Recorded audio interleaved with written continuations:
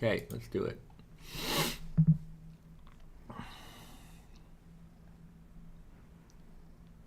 Okay, looks like we are live. We got the green light. We got the mic on. All right, we're good. Hey, everybody. My name is Bezad. I'm Risa. And we are from Naked and Famous Denim. Welcome to another Naked and Famous Denim Day right here on YouTube for our weekly live stream. We are streaming live from Yokohama, Japan. It is Saturday morning for us.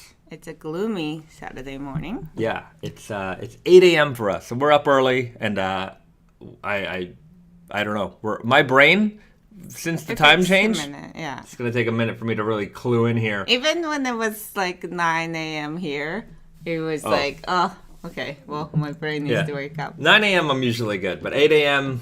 I'm a little fuzzy because it was a late night last night. We were up probably up until like 2. Maybe a little bit later. Just we had the 18-ounce Big Slub release, right? And we're just working on some finishing touches for our upcoming Halloween special edition collaboration release item. So putting the finishing touches on there. That's going to be a really, really fun one. So fall winter 23, horror spooky themed release.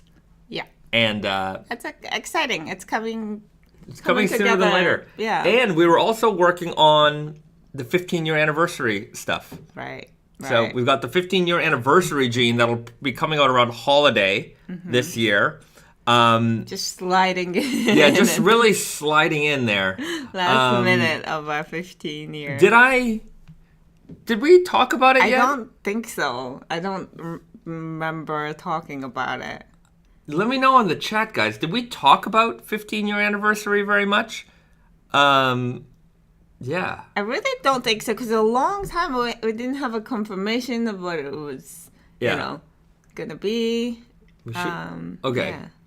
Well, maybe we'll get into it. We'll let the chat. We'll let the chat grow a little bit. We'll let a couple more viewers join on the live stream, and maybe we'll get into some of the 15-year anniversary details. I know that the next horror themed jean, I'm kind of giving us kind of keeping a few things in the vault for now. But yeah, we'll talk about 15-year anniversary. All right, let's hit the chat. Let's see where everyone's tuning in from today. BD, good morning, everybody. Good morning and good evening, wherever you are. Matthew Bradwell, greetings from rainy PDX in my Kasuri blues from, I think, spring-summer 2020. Kasuri. The Kasuri, yeah. Kasuri Selvedge. Yeah. We did it two times. Two times.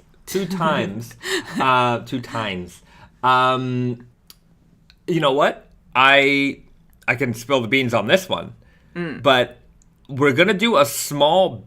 When we were developing the Kasuri Selvedge, we also developed a gray version. Right. A gray version, and we made some rolls of the fabric. We, sometimes when we just develop things and they don't really, I don't know. They don't fit into like a collection right. or like a seasonal lineup. Right. Maybe there's something similar, or maybe there's too many. Or we develop something else, or we're just seeing things a little bit differently. So sometimes we make this fabric and then it just sits in our warehouse for a while, and eventually I remember that we have it. And so, anyways, I'm putting out a gray Kasuri. Let me see if I can somehow show you guys a picture. I don't know if I have a proper picture of the fabric. Yeah, I do. Okay, I got to figure out how to show this now. So this is coming. I think I know what to do. And so this is going to be a really fun jean. We haven't really done a gray jean in a while. So we used to have the gray Selvedge. I think there's a little bit of inventory of that left, but not too much. Okay, so let's show this off. It's not going to be the greatest detail photo, but you guys will get an idea. So check that out. That's the gray Kasuri. Kasuri yarns dyed with, well, black and, well, it's black, but it's because it's Kasuri dyed, it doesn't go black all the way. Or it's maybe like a charcoal instead of a blackish color. But you can see a really, really streaky black/gray jean. It's going to be really, really nice. And it's based with the same fabric base as the other Kasuri denim that we did. So it's going to have a great weight to it as well. So this is going to come in the fall. So I'm planning some, smaller releases for the fall. I think these will only be around 200 pairs or so. So not a humongous release, but I think something kind of nice and something a little bit different. So yeah, it is certainly different. Yeah. All right. Cheddar Buttersworth writes, greetings from rainy YVR in my unbranded brand. It's rainy everywhere, huh? PDX, Portland, here in Yokohama. It's often rainy up there. Maybe. Yeah, I guess so. On the West Coast, it's going to be quite rainy. Well, northwestern. Pacific Northwest. The Pacific Northwest. Rice W5, hello from Birmingham, UK. Welcome. Is it raining where you are too? Probably. You guys always get a lot of rain. Pierre Morel, hello from Guelph. Got my King of Lords this week. What a crazy fabric. I hope that you're enjoying those jeans. I believe also, if I'm not, my brain is activated. Did you get a good deal on those? I believe we got those on special right now. Although there aren't too many left. In fact, not very many left at all. We've got a King of Lords here and just the size 31 left. $256. It's weird. When there's one size left, it's usually 28. Right. Oftentimes it's 28. Those of you who are size 31 never get a good deal. Jump on that. Yeah. You know what happens? I think sometimes, I think what happens if there's like a good size left, popular size may be the right answer. Right. You know what I'm saying. I think sometimes they find something in the warehouse. Oh yeah. Right. It's oftentimes like if the last unit left is a 32 or 34 or something like that, maybe somebody miscounted something in the warehouse and then they found it and then it just pops up online, which is why the back in stock notification is your friend, right? Even if something's been out of stock for a while and you see it on the website still, just if you're interested in it, just put in your email, because sometimes stuff pops up and you could get lucky. Yeah. Especially because when something has maybe the way, our markdown system works is like as inventory starts to dwindle down, maybe, we made we had a couple hundred pairs and we're down to like the last, as we progress, things will start to mark down here and there. And usually if there's only like the last sizes left, like a 28, a 28, a 38, we'll 3 or 4 units, it just gets marked down to like the end where it's just like, okay, we need to make room. Like just because even if you have one unit, it takes up like one full bay in our warehouse. So whereas I could have, 30 or 40 jeans in that one bay, I don't want to have one jean taking up that spot. So I want that. But if somehow we miraculously find a random unit and it goes back in stock, it'll be in that same last markdown position. So you'll get it for a crazy deal. Right. So, and then when something gets like, say we find a popular size in the warehouse and put it back online, we're not going to check what the last price was. We're just going to put it back as the last price. So you might get a good deal that we didn't intend to. Yeah, you might get really lucky. So there you have it. Okay.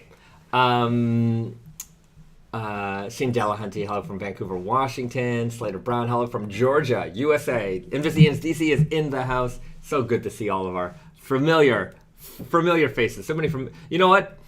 I think one day, I don't know if we're going to meet everybody in the chat, but I'm sure, we'll go and do events. I think I'm going to run into you.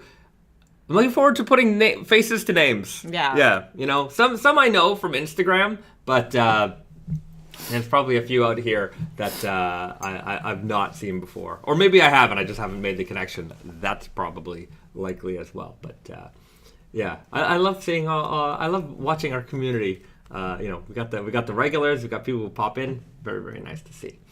Rocky Mountain Style, greetings from Colorado, USA. Store in Denver. Go. Denver, Colorado. That'd be a nice place to put a store. Mm-hmm. I want to put stores everywhere. All in every 50, each state. Yeah. All 50 states. Good city. And Puerto Rico and Guam. Okay, question to Americans.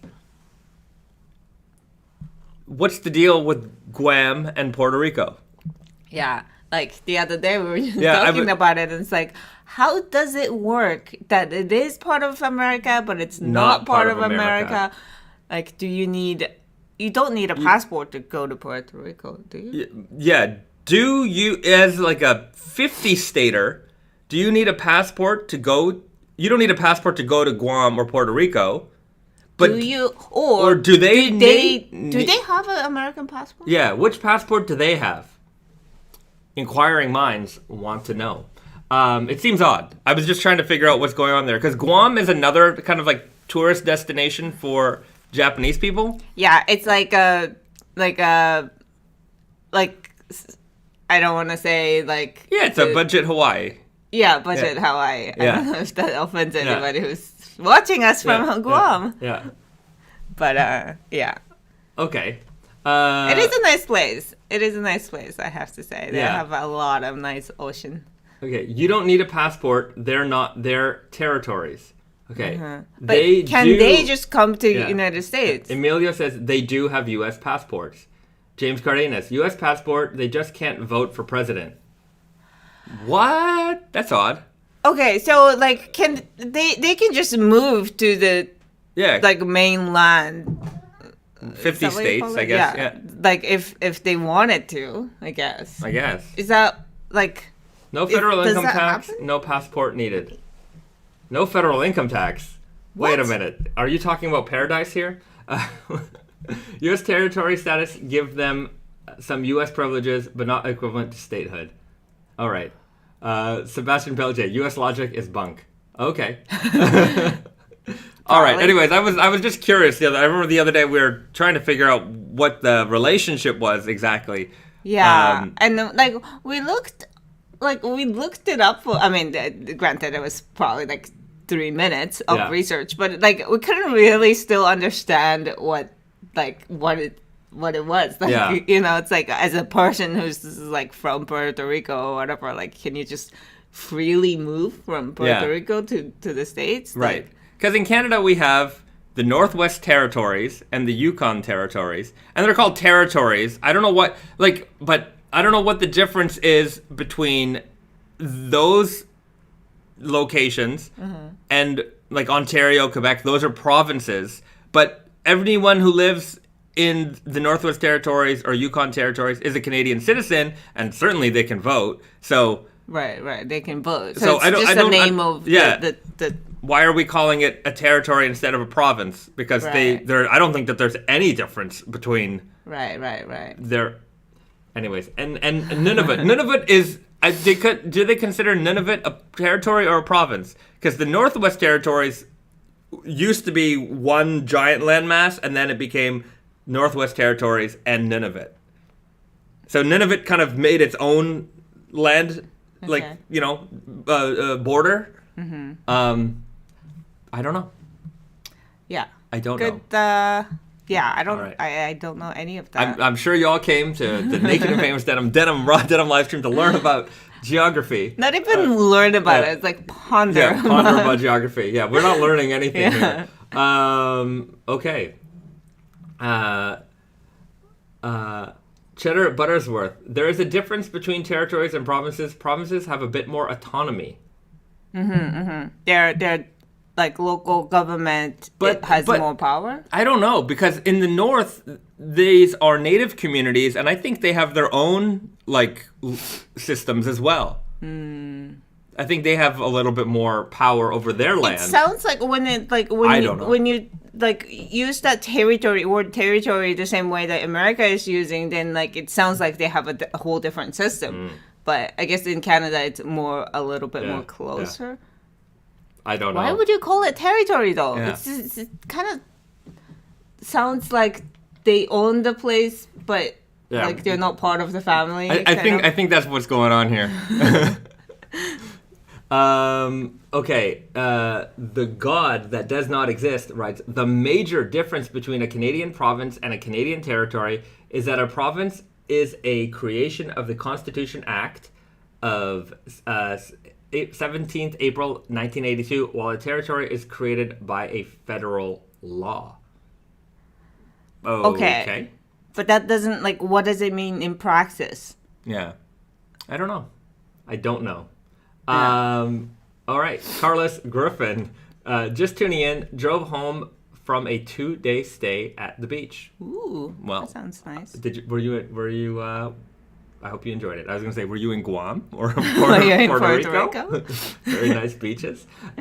Speaking of anniversary, ordered your 10-year anniversary pants from Canuck Trading. Also found Ghostbusters Supernatural Selvage Glowing Edge Selvage. All right. Good hunting finds there. I was saying to a customer the other day, I'm not going to name because I don't want to, but you know, I was just looking through their inventory just to help them out and, you know, do some restocks with them. And they had a whole bunch of stock that wasn't on their website. Right. And I'm like, what are you doing, man? You've got gold here. Yeah, if you put them on the website, you're going to sell them. I might be taking back some of that inventory. Right. Yeah, So I mean, if they don't have the resources to put stuff on the website, then we might as well do the service. And I was offering to take back some stuff because I'm like, if you're not selling that, I'm gonna sell it. Like, I've got people who want this stuff, and it's gonna show up on Tate and Yoko at a discount. So it's not gonna happen soon, but in the next couple of months, there might be a few old but gold styles the showing problem up. with those is that, like, they're probably offline already on Tate and Yoko, so that you can't no longer sign up. Like, anyways, we might do some kind of information leak. Right. Just stay tuned to the channel. The Raven writes, I recently saw some Naked Famous jeans on Amazon. Are you guys selling that, or is that someone else? It could be two things. Yeah, it could be two things. Zappos probably still, right now, we haven't shipped to Zappos in a while with new Naked Famous goods, but I'm sure they have some inventory. So that they sell through multiple online channels. One of them is Amazon. Oh, there's also ShopBop. So ShopBop.com.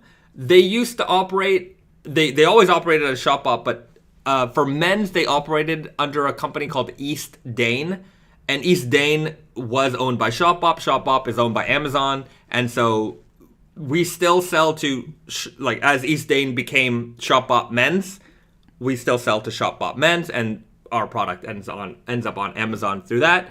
And then we sell to another Amazon company called Amazon Style, and this is a new in-store experience that they're launching, or they have launched 2 locations already, but the plan is for them to launch even more of them, and it's basically a fashion retail store with a unique twist where, anyways, I haven't been to it, but the buyer was explaining it, that you come into the shop and there's screens, and you kind of browse what you want through the screens, and then you go to a change room, and then everything is brought to the change room for you to try on.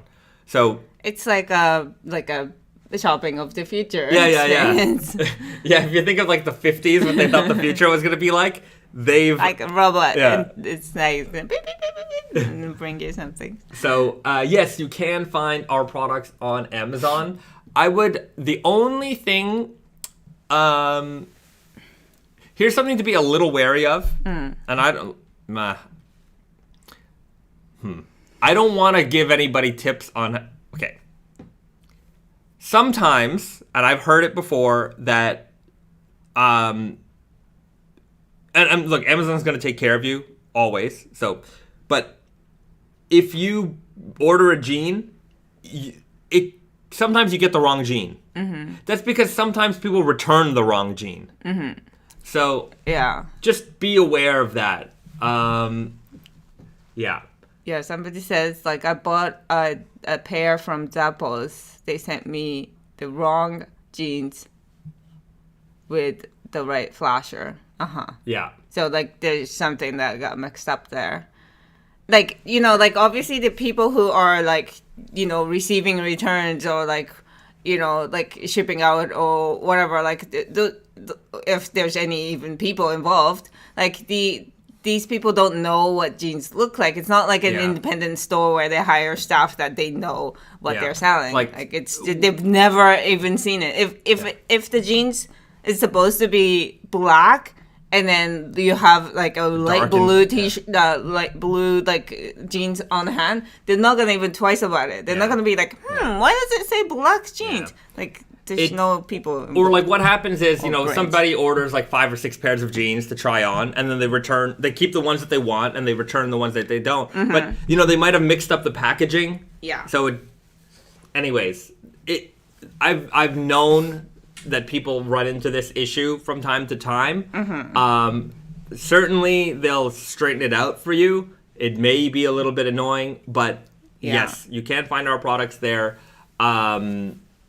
But yeah. And that kind of ties back to last week's discussion about, like, you know, big retailers, like, you know, if there's anything wrong, they can take it back easily for free or whatever. Like, you know, they do like accept like any kind of returns, no questions asked kind of things. But that kind of perpetuates, like, they don't have to acknowledge the problem because they, like... Yeah, they can absorb it. Yeah, so they like, it kind of just, like, the next person who might probably receive the item, I don't know if it's going to get relabeled.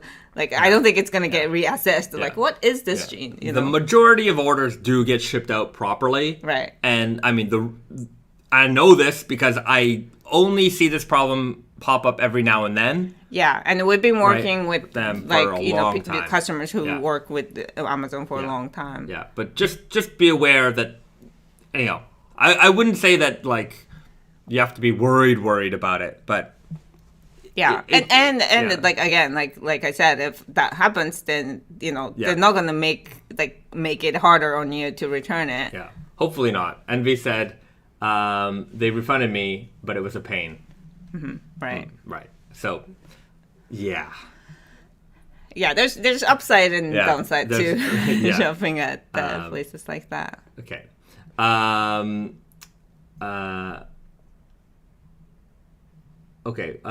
Julie.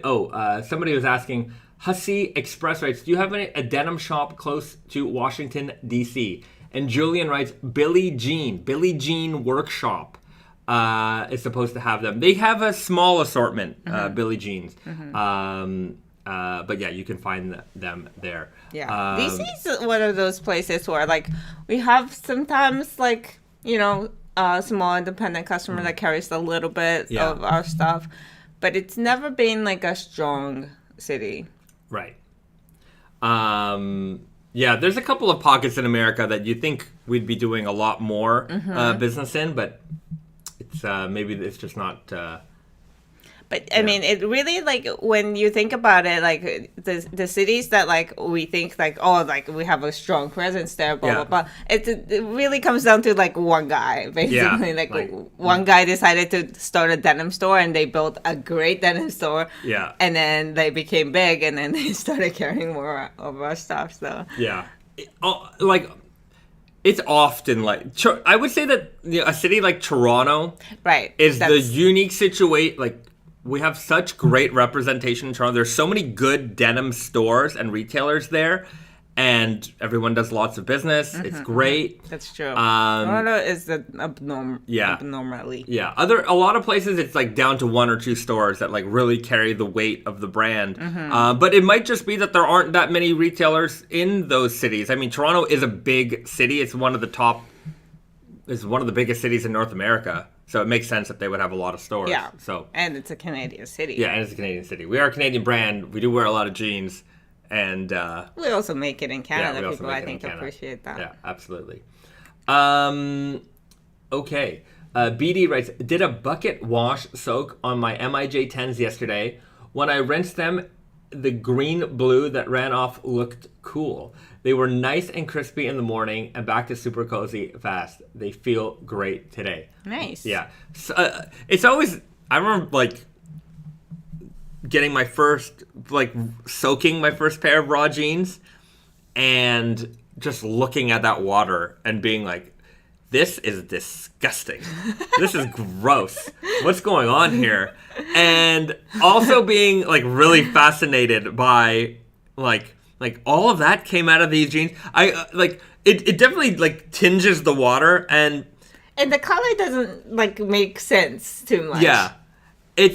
And then I also thought like I thought it was all dirt, but clearly like a lot of dye came, not a lot, but enough dye came off. Dye and the starch. Yeah, and the starch. Yeah. So there's a lot of stuff in there. Yeah. Not all of it is gunk. Yeah. Yeah. But at the same time, But it like does look where gross. you wearing the natural slub. What do we call it? Yeah, the raw cotton slub. Raw cotton slub. Like we kind of learned how dirty a jean can get. Oh yeah. Like when you didn't wash it for months at a time. Yeah. It was kind of like a wake up call to me. I was like, those things are like sitting on my jeans too. Yeah. Like I just don't see it. But the one good thing about the raw cotton slub, as hard as I ever wore them, practically everything washed off. Mm-hmm. Like I was just not careful in those at all. Yeah. Whatever it was, whether in the warehouse, we're traveling, moving crap, I threw everything at those jeans. Mm-hmm. And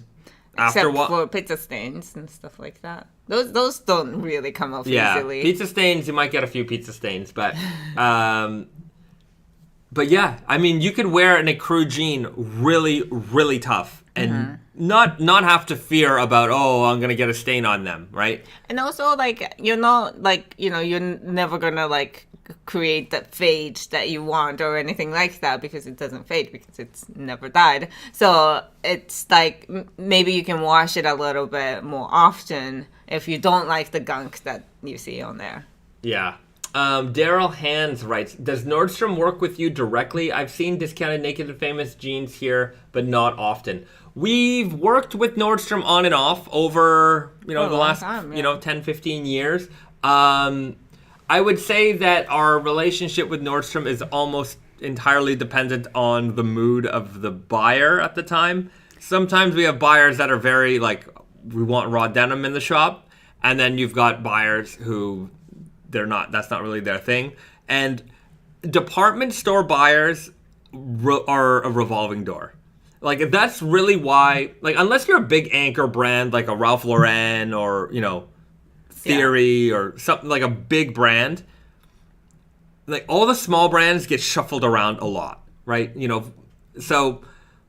Like, all the brands that their business is not dependent on, like, they like, even if it's a big business for us to sell to Nordstrom, like, for them it's just like they wouldn't even notice if we're gone. So like that's kind of sad. So it's up. It's always been like up and down, and so lately we haven't. It's probably been, when's the last time? Maybe about a year since we've shipped them anything new. Maybe. It's been a long time since we shipped them anything.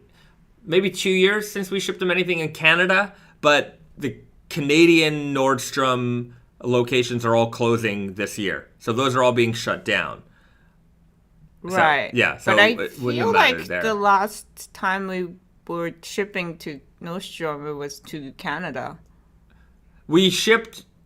Oh, yeah? Yeah, I don't remember entirely. I'm pretty sure, we were pulled away from American stores, but we're still shipping to but we were shipping... Anyhow, it doesn't matter. All I know is that there's probably not much there at the moment. But if there is, especially if there is anything in Canada, they've got closing sales, so you might be able to snatch something. I don't know what their inventory position is right now, but department store business has always been roller coaster. The only consistent one that we ever had, like, for years was Barney's. Yeah, but Barney's is also gone. That's probably because the buyer was there for a long time. The buyer at Barney's was a consistent buyer. Yeah. It really, like, we've worked with Neiman Marcus, Nordstrom, Saks Fifth Avenue, like, all of them. And Macy's, And the continuing trend is whether or not the buyer stays. As like I don't know why they do it, but the department store business shuffles the buyers around, and they'll take like a denim buyer and they'll move them to like women's shoes, and they'll take like the women's accessory buyer and say, okay, you're in men's denim now. And like I'll have these meetings with the new buyer, and they're like, yeah, I come from like women's accessories, and I'm like, so you don't know anything about denim. And I'm like, man, this is gonna be an uphill battle. Or you'll get a new buyer who's like, man, I was buying like luggage for a while, and they finally put me in denim. Right. This is what I love. I love you guys. Those are the best buyers, obviously. But another thing, though, it's not just the department store. It's like larger retailers. They do like flip the buyers around a lot. Like even online retailers and stuff like that. It's just like it doesn't seem like. I really want to know what the thinking behind it is. The strategy. Like, that cannot really benefit you. Yeah. When I worked at a department store, right, even our floor managers, like our department managers, every now and then you'd get a very unusual shuffle. And I'm not entirely sure why they would do that. Some managers like that, like men's, like, you know, actually depended on what era I was, you know, certain like times you'd have a manager who was there like, I've been the manager here for 20 years. Great. And then you get like, you know, another department, and it's like that department position is always changing. And it's not like the people are getting fired or anything like that. It's just people are just getting shuffled around. But is it like, because it makes sense if like we want to move this person up, but there's no place to move up in this department, so we're gonna move it up on this department. Like that, I understand. But if the move is like, you know, like a flat move, then like why are you doing that? I don't know. If anybody lives or works in this, you know, type of corporate environment, maybe you guys have some insights as to why this happens. But it is why you don't see a lot of consistency from us at department store, like chain store level. It's always, you know, if you're even if you're a hype brand, like you might get a full, like, you know, 50-door, 100-door rollout, maybe full company rollout, but it'll only last for as long as the hype is there. Like the only brands that like really make it to like that level are, you know, the Ralph Lauren's. Establishments. Real big establishments. It would be hard for like, no, that, you know, I would say like a brand like Seven Jeans or Citizen Jeans, like those brands. Like there's a couple of like LA brands that have really established themselves well as like, you know, we are the leader in this type of, you know, product category. And they'll often get a pretty big rollout in department store level land. But another thing is that, like, working with department stores is very difficult on the smaller brands because their requirements are very, like, I mean, I understand they operate in a certain, like, efficiency, and for a small brand to keep up with that, and, like, they have a very strict rule that, like, doesn't really exist because if you're working with independent stores, like, there's just like, oh, sorry, like this order's not ready yet. Can we ship it next week or whatever? Like, you know, there's kind of like can I, you know, give me the courtesy of like, you know, whatever. Like that kind of exchange exists, but with like department stores or bigger retailers, sometimes that's just like, no, if you miss that date, we're not taking it. And like that's kind of like. Or like if you make a mistake, then we're gonna charge you for that mistake. And like smaller brands are very like they can't deal with that. Like on that. Yeah. So there's something called chargebacks. Yeah. It's a way that department stores. It is definitely. It's not just it's big retailers, but chargebacks are a way. It's a revenue stream for large stores like. You know, when you ship them an item, you know, labeling on the garment needs to be done a certain way. Like they have a vendor guideline. It's like, okay, item needs to be packed in like this, folded like that, label needs to be here, yada yada. If that label is on the right side of the package instead of the left side of the package, okay, charge back. And it's like, you know, how $1 a unit. You know, we just shipped you 300 units. Okay, well that's $300 that we're just gonna take it. We were able to receive the package just fine, but because look, and I get it that there's certain look, in order for us to be efficient, things need to be done a certain way, but you'd be surprised how many little things that they can find on a shipment just to nickel and dime you out. And then they send you this, thick, not like in paper, but a vendor guideline is tens of pages of vendor guidelines that we're supposed to look through, and we do, but it's there's only so much that we can do to remember everything and keep up with everything. And some of them are phone book size because every department has a different way of whether you're selling handbags or shoes or food items or whatever, electronics, each category has its own way of things that need to be packed and shipped and absolutely everything. Yeah. So you have to go through this for different department stores, and we're the same warehouse, so it's kind of get confusing. Yeah. So it can be a little bit of a challenge there. But anyways, we do our best. But sometimes you get these chargebacks and you're like, for that? Come on. We get these chargebacks and then when we go back in the vendor guide, it's where is it? Where does it say that we can't do this? And then it's just a tiny, lines. Yeah. It's fine print thing. Pedro writes, current state of fade. VCB, vendor chargebacks, taking me back to working and receiving in retail. Ugh, I hated it. Right. Yeah.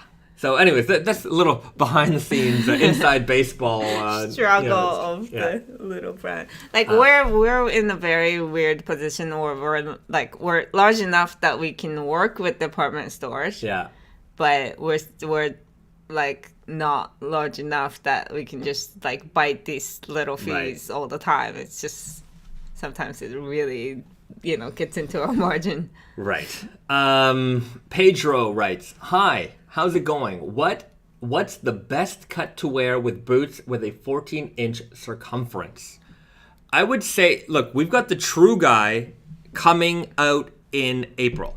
We're doing the product photography, we're getting the on model, we're preparing everything.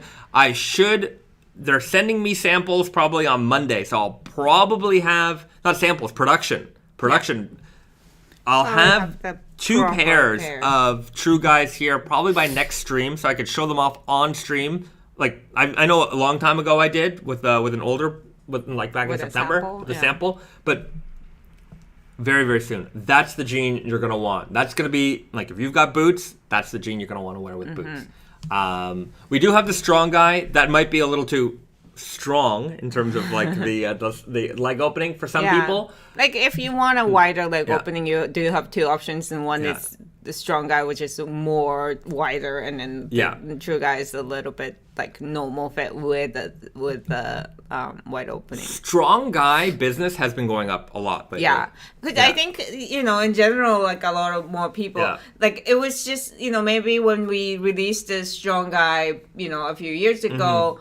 It was maybe just the fashion guys that are wearing wider fit. Everybody else was still wearing slimmer. But now I think the tide is changing. The more mainstream people are wearing wide. I've seen the ridiculous, the hot, the quote unquote fashion people. Some of them are wearing ridiculously wide jeans, and okay, they're making a fashion statement with that. I could pull these off. Okay, cool. Yeah. Right, I was there too. I wore those too. Right, but they're young and they're they're excited because this is different and new. They're also experimenting. That's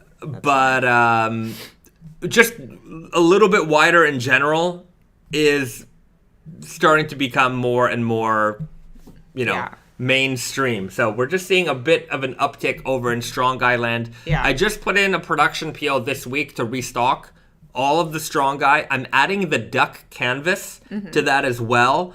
And then I'm doing a small restock on the Groovy Guy. We'll have some stuff probably summer. So right in time for fall, maybe.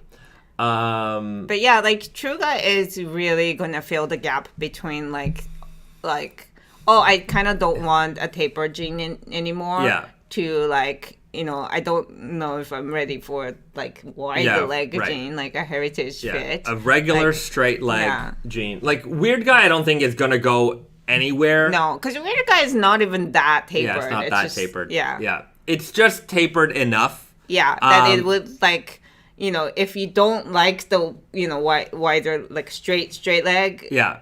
You're not offended by Weird Guy. Yeah, you're not, and it's not tight like Super Guy is. Or Easy Guy, Yeah. So,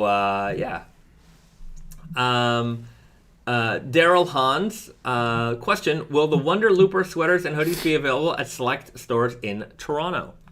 You can find it already. Yeah.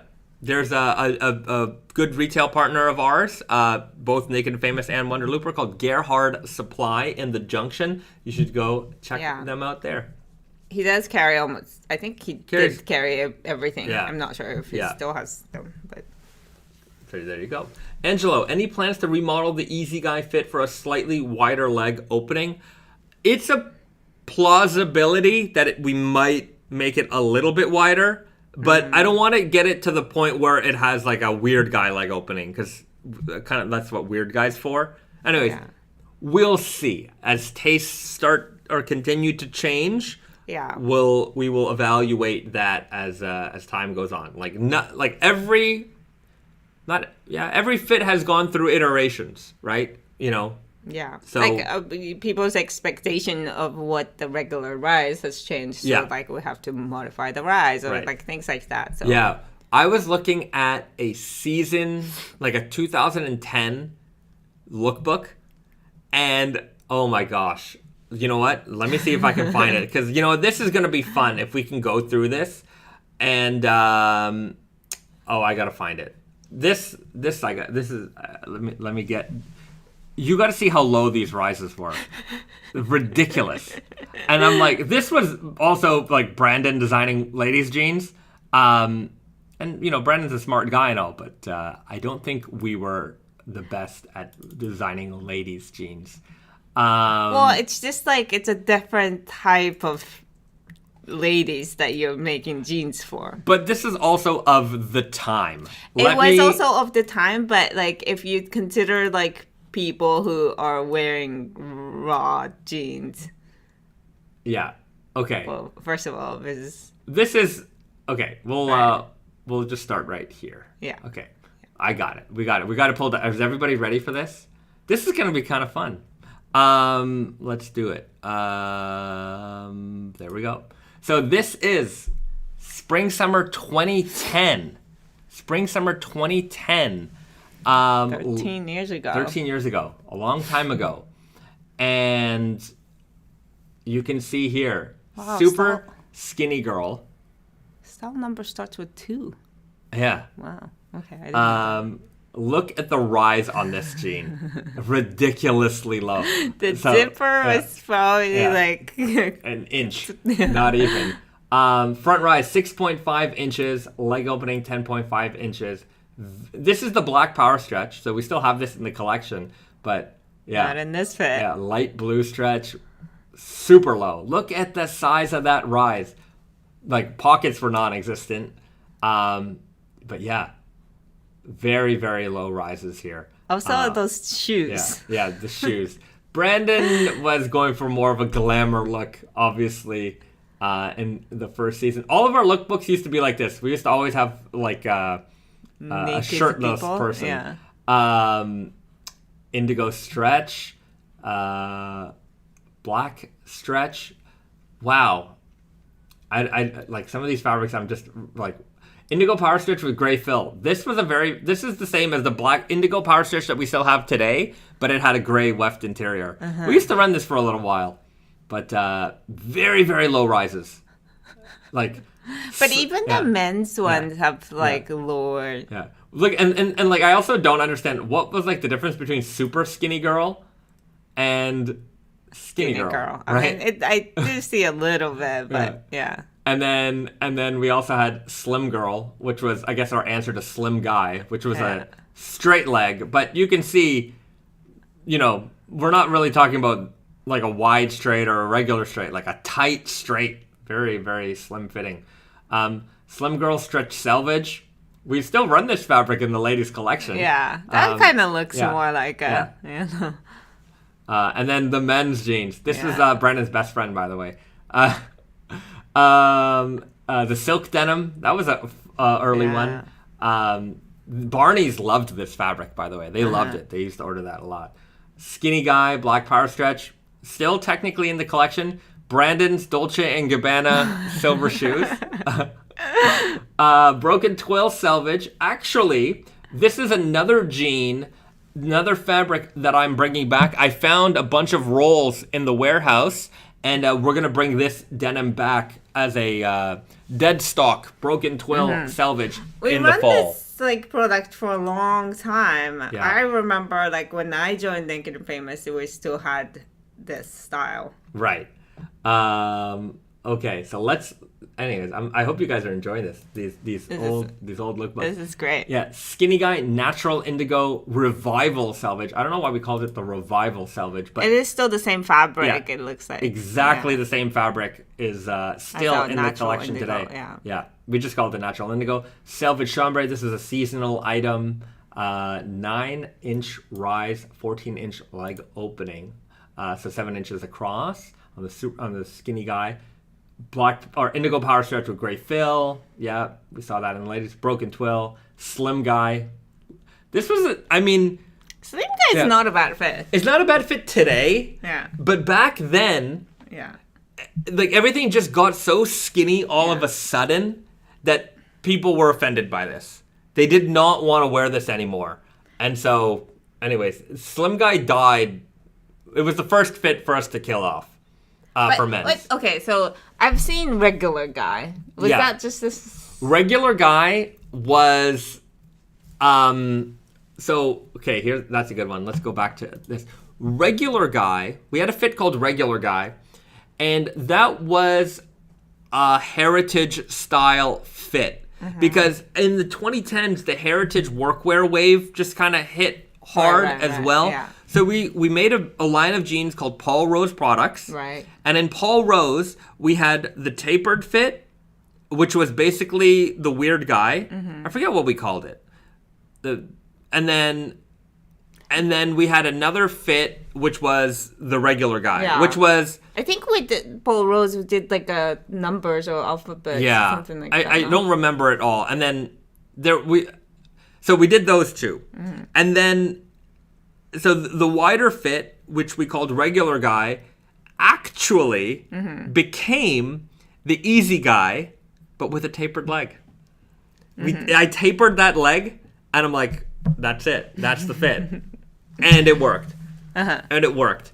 So there was a fit called Regular Guy. At one very small point, when we were in the midst of like Weird Guy's rise being...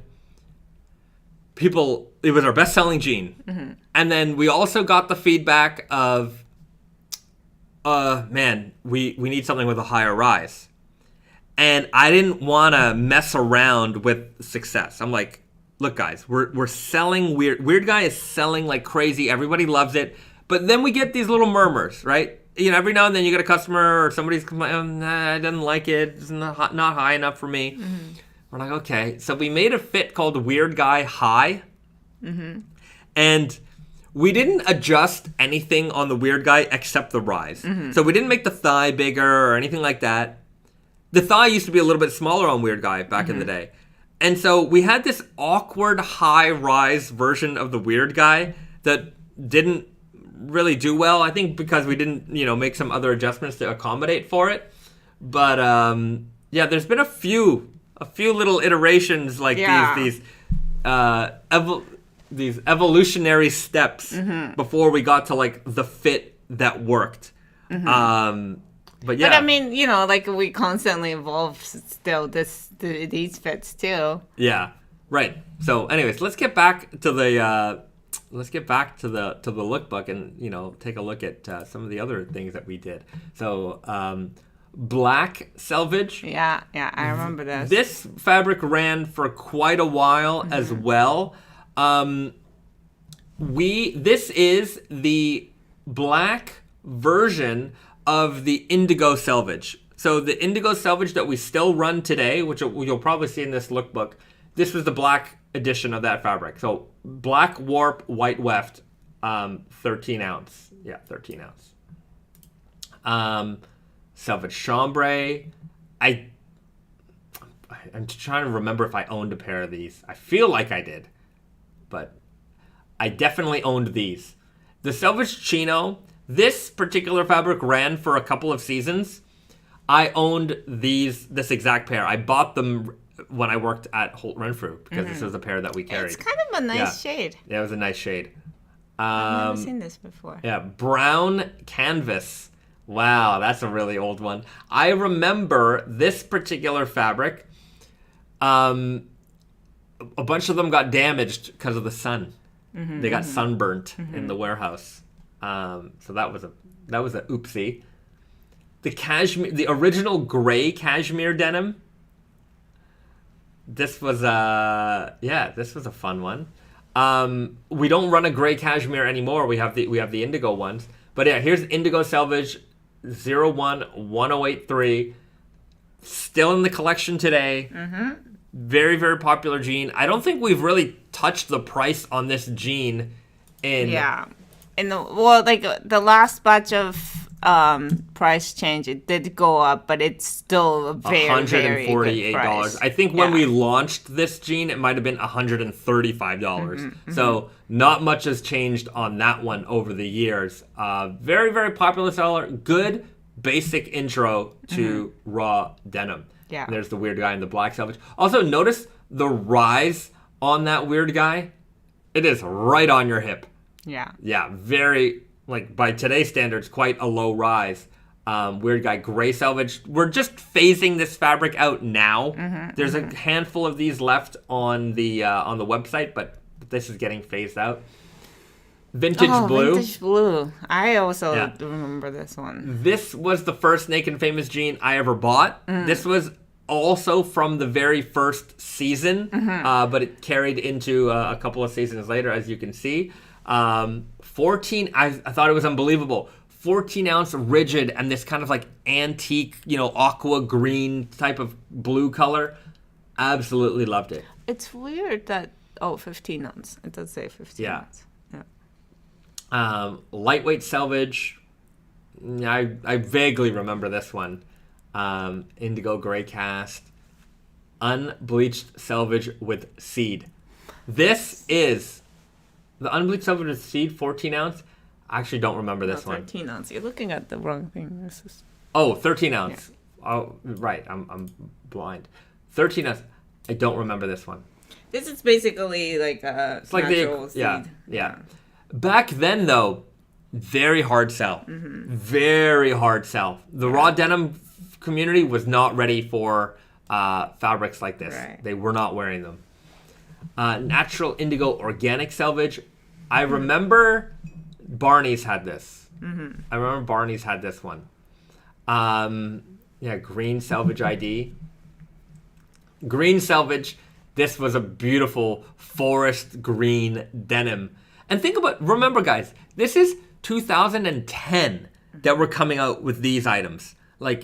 This is stuff that even today, some people will see and they're like, I've never seen a denim like that before. We were really on top of this stuff early. Very, very early. And here's the thing. We used to, again, because we had that department store business, it was all right, let's see in which ways we can expand. We used to have these little suits. This is wonderful. Yeah, because Brandon was Brandon liked wearing shirts and ties and bow ties and things like that. So he was let's make a suit. So we had these suits for a while. When I worked at Holt Renfrew, we actually carried these. I don't know. It just wasn't our. It wasn't our customer base. Right. But yeah, we had not properly hemmed suits. Man, these are some skinny pants. These are very skinny pants, but come on, we should have. Look, at this point, I wasn't even there. This was literally Brandon and his buddy who was in the photos, and whatever photographer he found to like take these pictures himself. Like he wasn't he wasn't all the way there. Like for real. Like look at these stacks. We can't have a photo like that. Yeah, it's no good. Shirts. Oh, slim shirt. These were very slim. Started in the back. One of the first Naked and Famous shirts I had was this particular one, lightweight selvage. We had the little selvage gusset here on the side. These were darted in the back. But slim shirt run till like 2015. Yeah, it ran for a while. These were very slim. I was like 125, 130 pounds when I started with Naked and Famous. I was wearing a size 28 skinny guy, and I was wearing an extra small in these shirts. Unbelievable. Chambray selvage, again, a little selvage gusset here on the side. It was kind of a waste because there was nowhere else to put selvage on the shirt. And so you only had this little tiny bit of selvage here on the side that we would put on for just to show that it was selvage. But it just increased the cost of the shirt so much. Right. And it was such a waste. So yeah, it was such a waste. Gray Nep denim shirt. Yeah. Vintage blue. I brought something like this back recently. I really liked this color. I'll see if I can find it on Tate in a minute. Black and white striped Oxford. Yeah, colorful striped Oxford. That's a lot of fun. Very colorful. And then the white, the blue, and the gray Oxford shirts, these ran for a long time. These were very, very, very popular. Even well into my time. I think one of the reasons why is because at retail, when we were selling these, I think they were like $118. They were very inexpensive for a high quality shirt like this. But I think the prices just kept going up as things do from time to time. And I think we became less competitive on the price point for those. Right. Ties were a big thing back then. Remember skinny ties in the early 2010s? So we made them. There's bow ties. Oh. There's probably some these belts are still in the collection. Yeah. We used to make python belts. We couldn't sell these to California. And there were Barney's was a big buyer of these, and then they're like, oh, we can't buy them anymore, and I think that's pretty much what killed those. All city requirements are strictly adhered to. Anyways, we got to be careful of that. And then just the information about us. So there you go. What a walk down memory lane that was. Maybe we'll do more of those in other streams. Oh yeah, I want to see like the first lookbook to 2008. This lookbook here is the first one that I have. I have a physical. The first season, I don't think we had photos. There was a fabric swatch book that Brandon. Right. Oh, I've seen it. Yeah. I've seen it. We need to like digitalize it. Yeah. We have to digitize that for sure. Digitize. Which one is it? It's both. I think there might be a lookbook like this from early.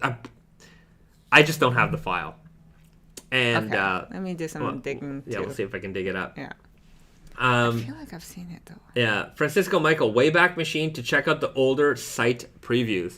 Well, we probably didn't have a website. Naked and Famous Denim did have a website back with the lookbook. Maybe not.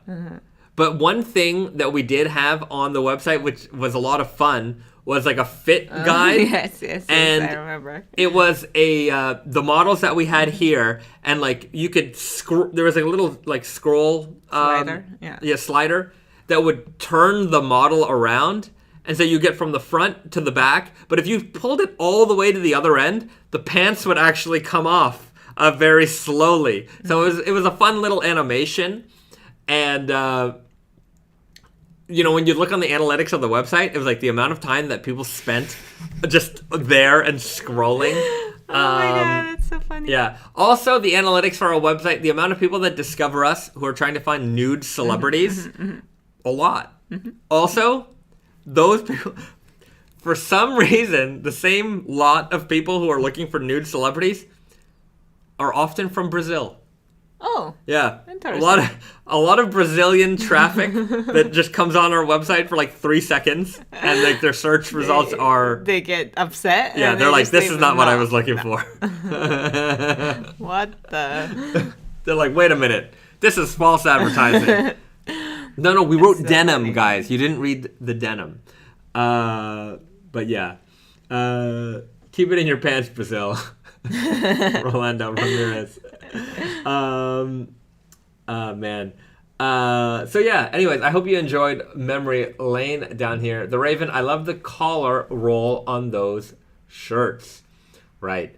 Brainstar, those darts. LOL. Skinny ties were a thing. Skinny ties were a big thing. And a bow tie. And bow ties. Bow ties weren't in, bow ties probably didn't even show up until later because they would have been in the lookbook. But we used to make a lot of bow ties. A lot. Like a ton. Yeah. Like using the like offcuts of the shirt fabrics. Right. Yeah. So we had a factory that would make our ties, and then the guy who ran the place was like, hey, I've got like all these vintage bow tie clips. He's like, I haven't, and the guy was like, I haven't made bow ties in like, 20, 30 years. Like, I've just had these clips around forever. And we're like, okay, well, we're going to use up all your clips. I remember, like, my early memory of Brandon is always wearing bow tie. Yeah, it was... He was, like, rocking that look for a long time, actually. That style was... Yeah. It was also the, the hipster age of... Yeah, that was it. Fashion. Nicholas Vilpu writes, as the doctor says, bow ties are cool.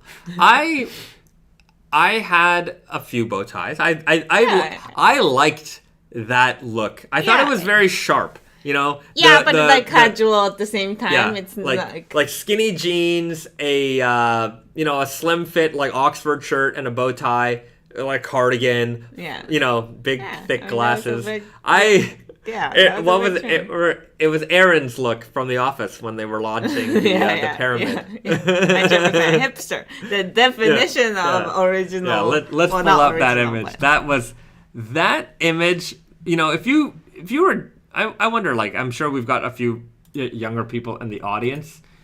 Aaron from The Office, hipster.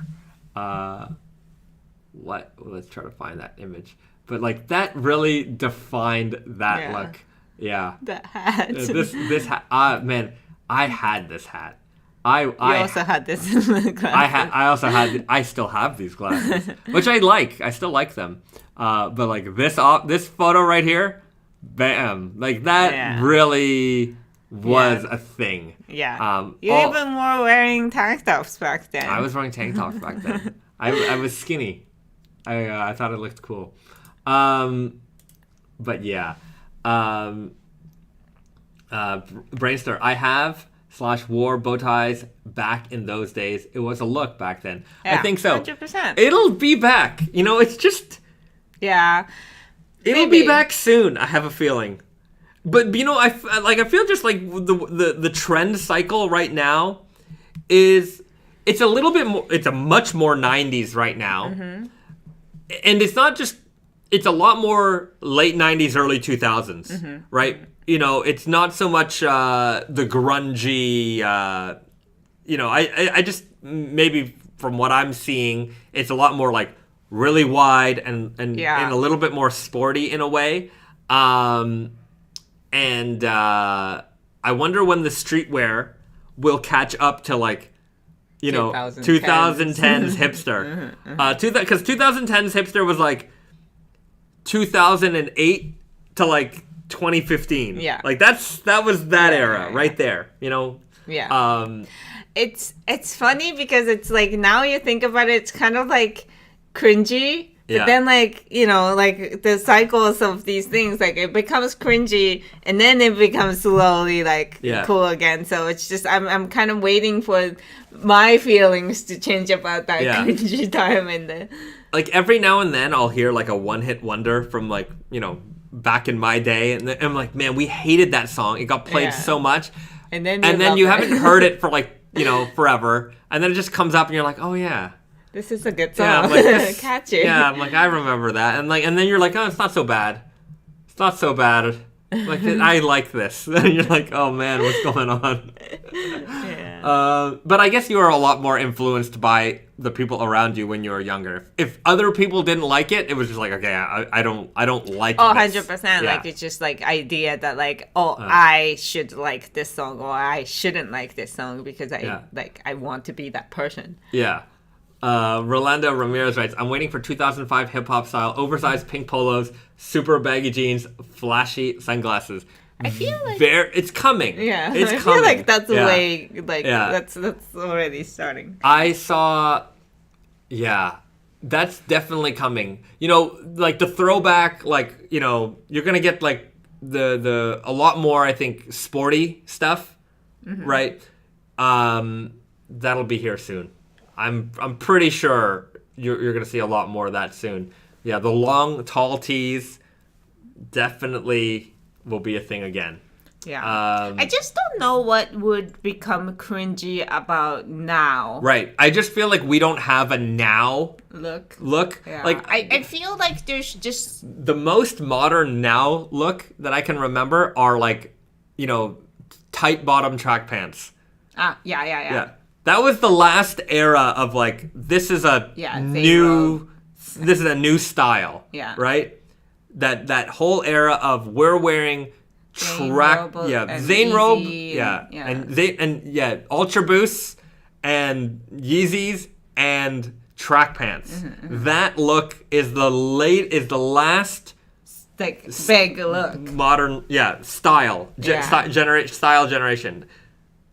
That's true. Yeah. I still like I don't know. Here like there's just a ton of like oversized oversized on the top, oversized on the bottom, like loosey like thing going on. Like it's like this would represent like the entire like maybe past 5 years. Maybe it's gonna still go on for a while. Right. Look of Japan. But I feel like that just never really happened or is happening in the West. Yeah. So it can't be like a global look. It's like the look. Yeah, right. The West is very nostalgia driven in terms of like. Right now. That's what I feel. Yeah, the look is nostalgia. Right. Demon Day Donuts writes, the high skinny fit is slightly too big in the waist and too tight in the thigh. Is there a different fit you might recommend? Sorry, too large in the too big in the waist and too slim in the thigh. Like if you need a little bit more room in the thigh, still want to keep it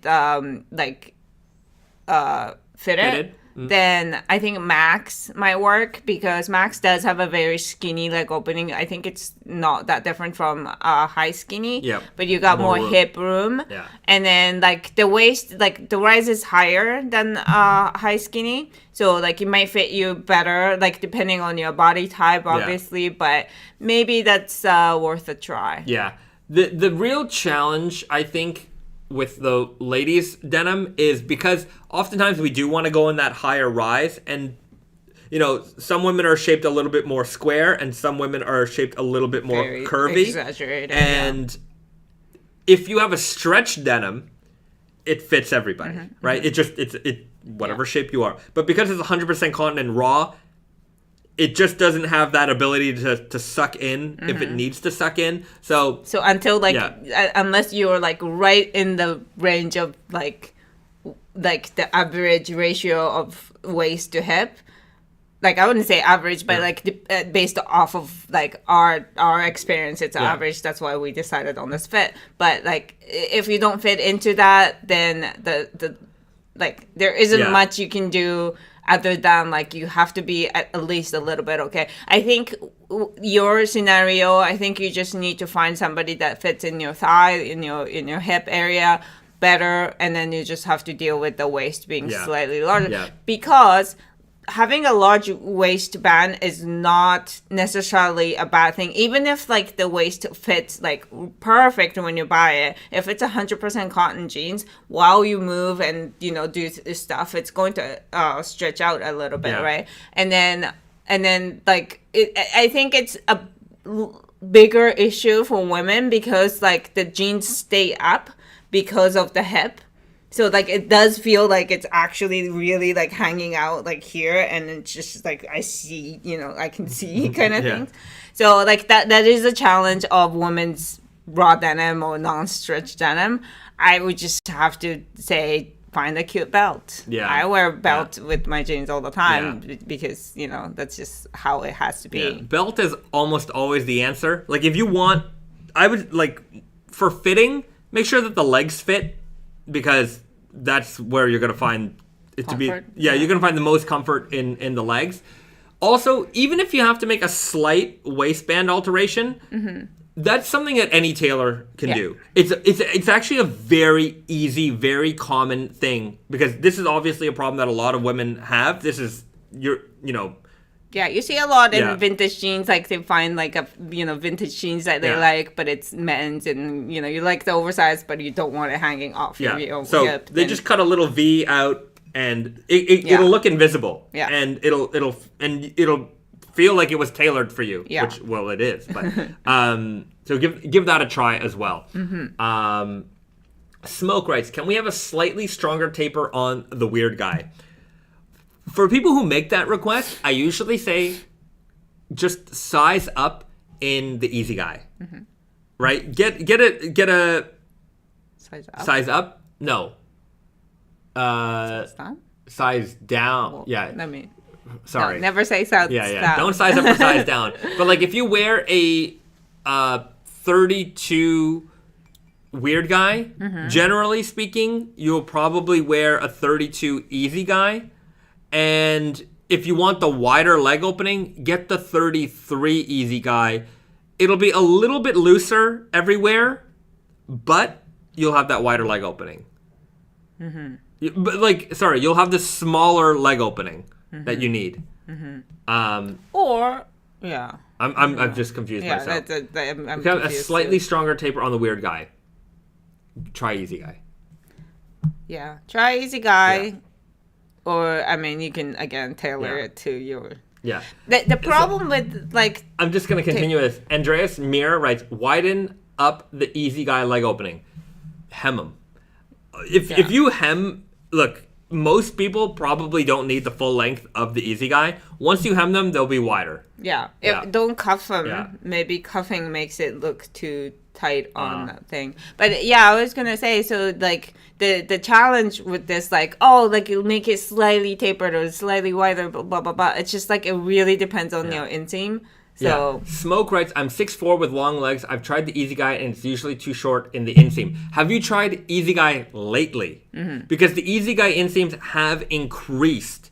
And, obviously your leg length is different than other people's leg length, but we have guys in our office, 6'4", 6'5", they're wearing Easy Guy, the current iteration of Easy Guy, and be able to cuff them, and they're still cuffing them. Obviously, everyone's legs are different, but if you haven't tried Easy Guy lately, give it a shot because we have increased the length on them. And if you can wear Weird Guy and it fits you nicely, then the current iteration of Easy Guy will should also be fine. Yeah, because Weird Guy and Easy Guy now has the same inseam length in general. Yeah. Let's take a look. Obviously we have variations, and that's why we have the measurement guide. Yeah, but let's go over to Tate and Yoko, our favorite website, and let's just take a look over here. Just want to bring it up real quick. So this is the Weird Guy. Let's duplicate that tab and bring up the Easy Guy. Exciting stuff here, everybody. I know. So yeah, let's head over to the browser window. So we've got, this is the new Weird Guy 18-ounce Big Slub, for example. We've got the measurements here. 33 has a 35-inch waist, inseam 34. So let's check over the Easy Guy version. So Easy Guy Big Slub Selvedge. So these came out today. So newest iteration of the Easy Guy fit. 33, 35-inch waist. So same as the Weird Guy. Inseam 34. So you should be fine. Easy Guy usually has a 33.5 to a 34-inch inseam. All of our jeans come with that. Yeah. So And remember that the Easy Guy does have a higher rise. So Yeah. if you just want to have the waist sitting at the same place as Weird Guy, then you actually have a longer inseam as a result. Right. The rise here is much longer. So if these are sitting on your waist, the crotch point is a little bit lower than it would be on the Weird Guy. So yeah. So the inseam might be the same, but like the end. You know what's funny? That chalk mark. Oh yeah. Yeah, the sample I used for our video is this exact sample that was worn by the model because I had that chalk mark. I'm like, why is there a chalk mark here? Great. So there you go. They should have. Or maybe all of our 18 ounce have a chalk mark. You might get a free chalk mark with your jeans. So yeah. KMX, has Snowy been chilling on your arm the whole stream? Basically, he Pretty started much. off on He started off on recess, then he came over here. I think your thighs are way more comfortable for him. Oh, I don't know. I think he wants more. There's more surface area. Yeah. Yeah. I don't know about that. Vitali, easy and weird, no complaints. The only issue with Super Guy, my favorite fit, is that the rise is a tiny bit too low. Yeah, that might, incrementally change if this high rise thing is keep going. Rises keep getting higher, but the slimmer legs keep getting less and less popular. We've seen a pretty big decrease in the Super Guy. Yeah. An uptick in the Easy Guy. And I'm sure we're going to do very well with True Guy. Yeah. Yeah. When True Guy hits, I think it's gonna invite a lot of people. We did work very carefully on this fit. Topher Cobra writes, you should make a snowy denim. Should we make a snowy denim? I was going to say that the gray Kasuri that you showed off earlier in the stream is definitely a snowy I'm calling it snowy denim. Oh my god. Snowy is going to get his own jean. So for those of you who might have missed earlier in the live stream, I was showing off this fabric right here, which is a gray version of our Kasuri denim. And boy, does that match snowy. So I'm gonna name that jean the snowy denim, and you're gonna know why. Because look how he found a pillow. It's named after our little boy over here. Now we gotta make a Caterpie jeans. Yeah. Caterpie denim. Yeah. But Snowy's always in the live streams here.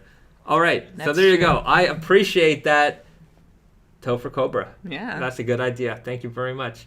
Angelo, the bigger knee and very small leg opening of the Easy Guy makes the taper look too aggressive and not as smooth.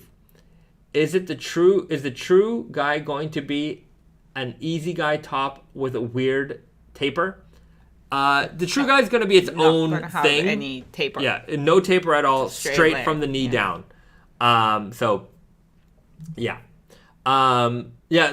The aggressive taper is what a lot of people like about the Easy Guy. Because it is a slim fit for those who have big thighs. Yeah. And there's a lot of them too. So obviously fit is very like, oh, this is two whatever in the waist, two whatever in the thighs. Like those are based off of like your personal experience. And I hate to say it, but like, there's just we kind of like make new fit based off of like what we hear the most or what we see the most, like, that we should cater to. Yeah.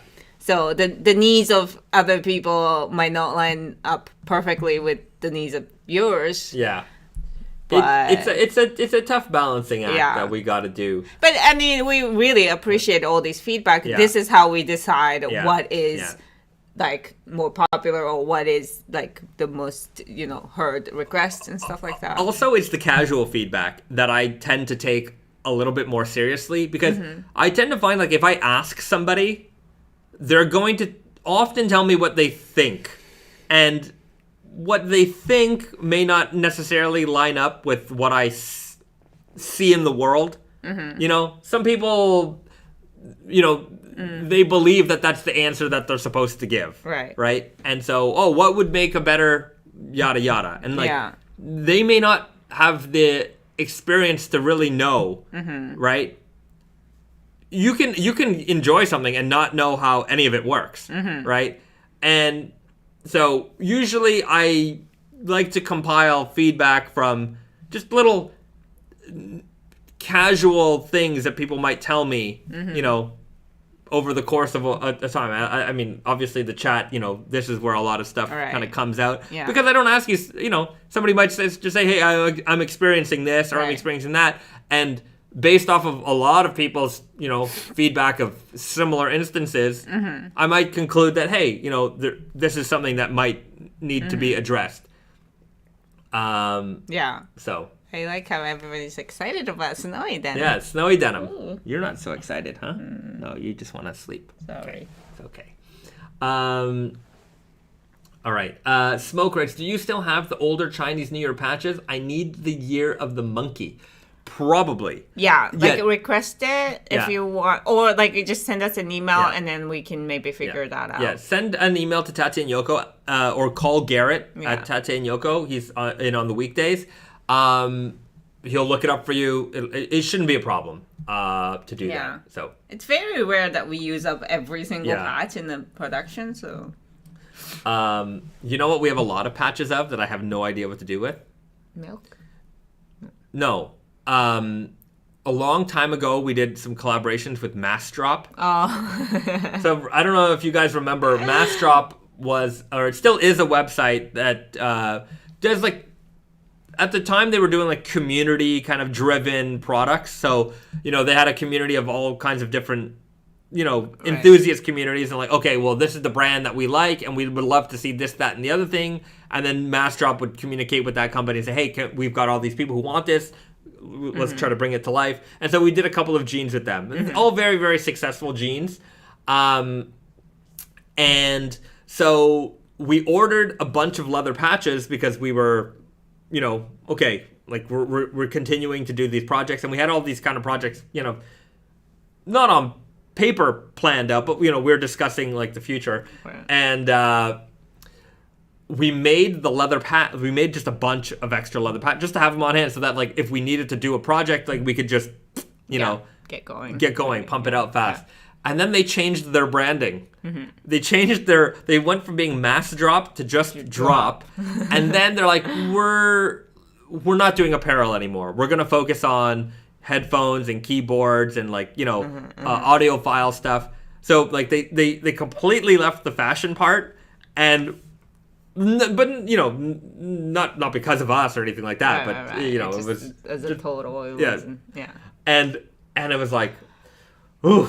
We got all these patches on, and I remember, like, I'm like, because they talked about wanting to customize the patch, and I'm like, I don't know. I think we should keep it, like, our regular logo instead of, like, doing, because instead of it saying Naked and Famous, it says Massdrop and Famous or something. You know, I'm like, it's not even our logo. Yeah. I really should have vetoed that because it kind of, it took our name off of it in a weird way.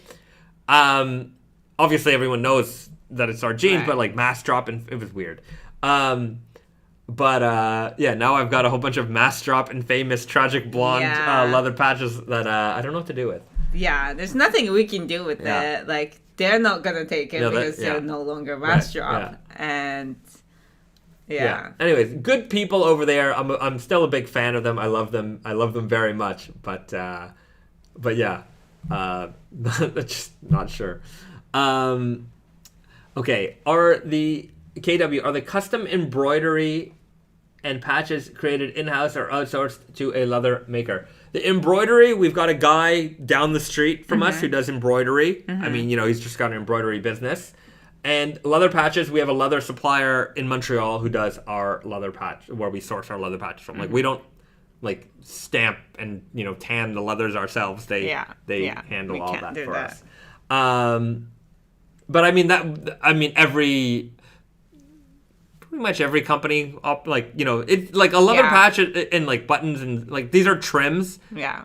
You just buy them. You just buy them. Well, I mean, you obviously like make, like have them make it, but like it's just having that like much resources, unless you're like, I don't even think a Levi's would have. I don't think so. They buy their trims from somebody. Yeah, they might do embroidery. They probably do. They probably have embroidery in certain factories, but like, leather patch, I'm not sure. Perhaps. Like, I doubt that they own the factory that makes the trims. Yeah. Like, even the red tabs are probably made somewhere. Mm-hmm. Probably. Just doesn't make any sense. Yeah. Topher Cobra, it would be fun to use the extra patches for an April Fool's jean. I didn't plan an April Fool's jean this year. Yeah, it's too late. Yeah, it's too late to... Sorry, guys, if you were. Yeah. Well, we're going to figure out maybe some fun little things. Maybe not obviously not a product at this point. Yeah. But maybe a little... I have no idea. Yeah. We have a week. We've got a week to figure it out. It's been, our days have been... Yeah, it's insane. You have no idea. It's been insane. Very long days. And this is supposed to be our kind of mellow time. Yeah. But also because of the lead times on fabric right now. Yeah, everything. Like we're doing spring summer 24 and we're like really getting ready for fall winter 24 also at the same time. So like just 2 seasons kind of in development. We've got fall 23 to launch. We're still launching spring 22. 23. Sorry, 20. Yeah, we're in 23. Not in the past. Yeah. So there's just so much going on. My days are like, This is the downside of working from home because from the moment we wake up, we have access to our workplace, which is right here, and we don't not work. Yeah. Like we'll eat 1 meal a day, like sitting. Yeah, well, sometimes. I don't know. It just depends. But yeah, we don't go out. We really rarely see the outside. Yeah. Luckily, we got a lot of windows in our place so we can see the outside. But we never leave the house. And it's very sad, actually. Yeah, we work a lot. But yeah, like I remember the times where we used to at least like finish up the booking of the new season before we like planned that like we actually get moving on the next season.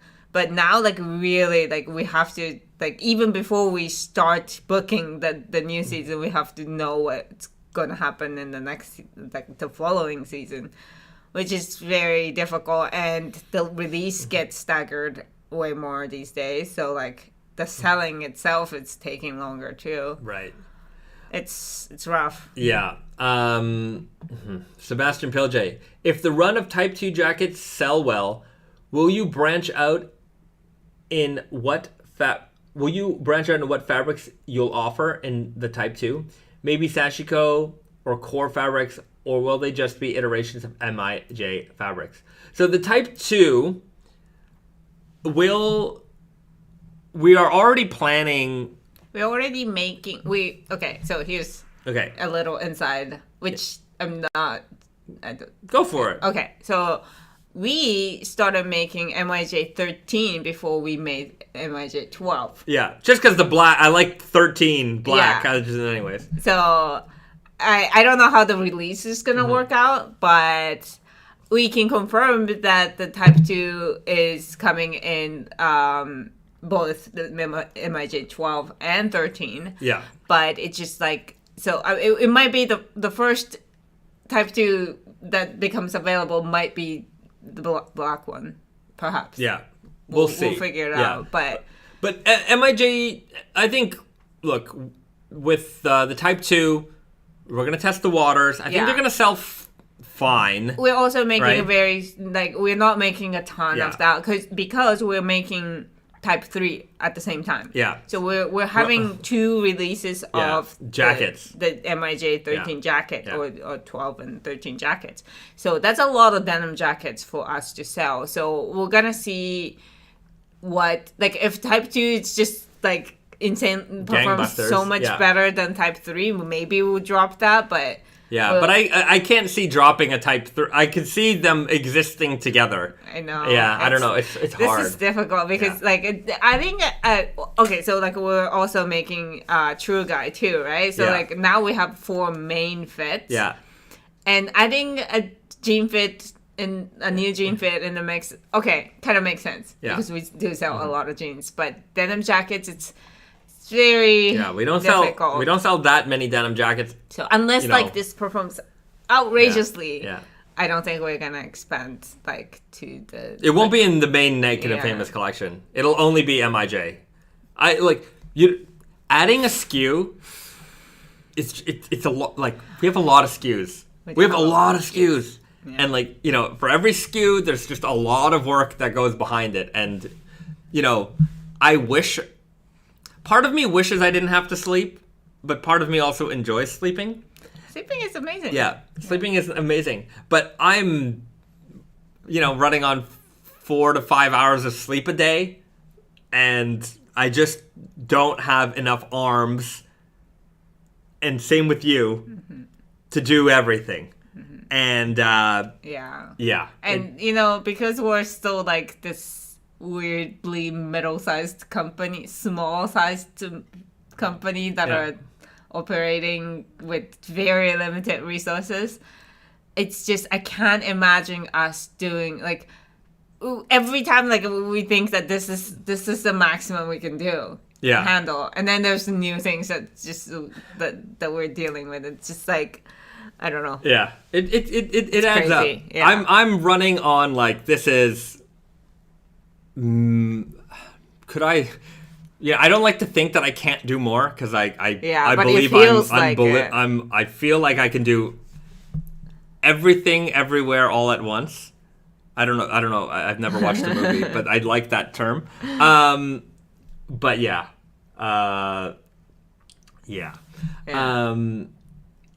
Okay, let's see. What are the comments here?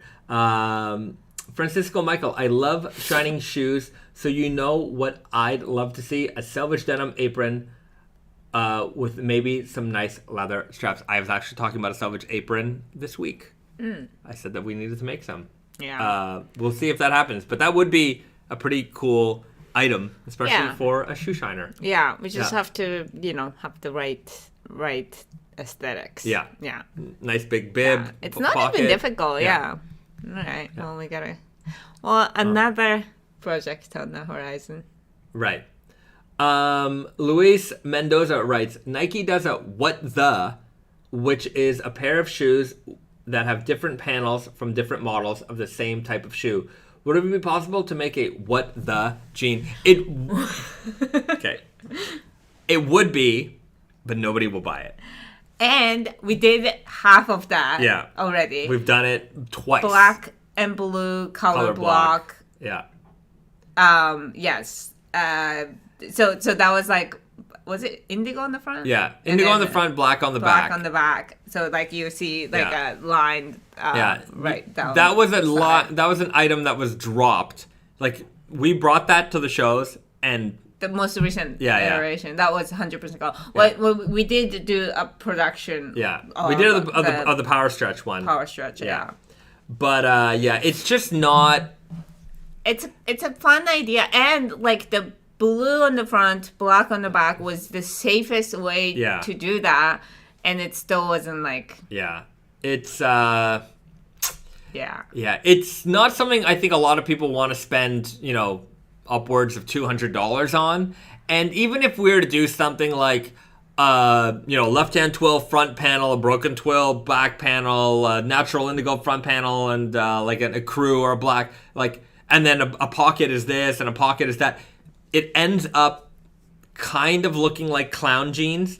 Not a clown, they're just not wearable every day, right? And again, when you're spending that kind of money, most people want to be able to get a good amount of wears out of these. And I've seen other brands do it, and I always as a denim jeans lover, I look at them that's fun, that's cute, right?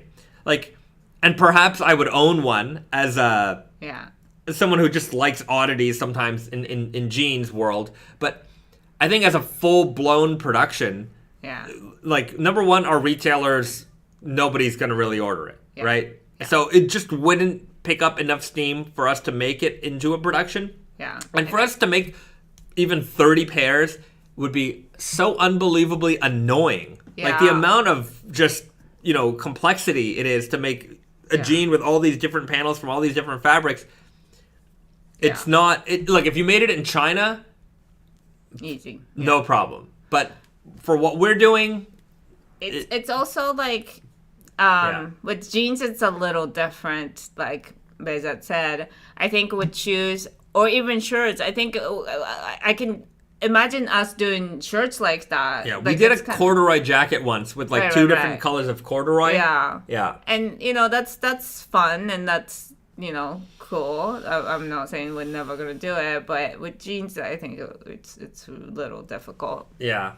Pedro writes, you could offer... the jean to a certain customer that spent X amount of dollars at Tate and limited to 5 jeans, super rare. I mean, again, to make 5 jeans and plan it. Yeah. Number one, like when low quantities is way more, it's inefficient and it costs way more. Like, you're talking about sampling, right? So you have to shut down the entire production line to make these jeans, because obviously when you change, so if you want to change the thread, you want to change whatever, that means the line has to be set up for for that item. So if we're gonna make 5 jeans, and you have to shut down the entire production line to like. Well, no, it would be made in the sample line. Like it wouldn't be made in the production line. But it okay. So production-wise, obviously, that's going to be very inefficient. There's, like, I don't know if everybody knows, but making a sample is, like, so much more expensive than making production because there's no efficiency there, zero efficiency there. So that's why, like, it's going to cost a lot in production, but it's also going to, for us to, like, have the item, we have to create a style, we have to, do all the things that happens in the back end, like taking pictures and all, measuring them and all of those things. That has to happen just to sell 5 pairs of jeans. It's incredibly...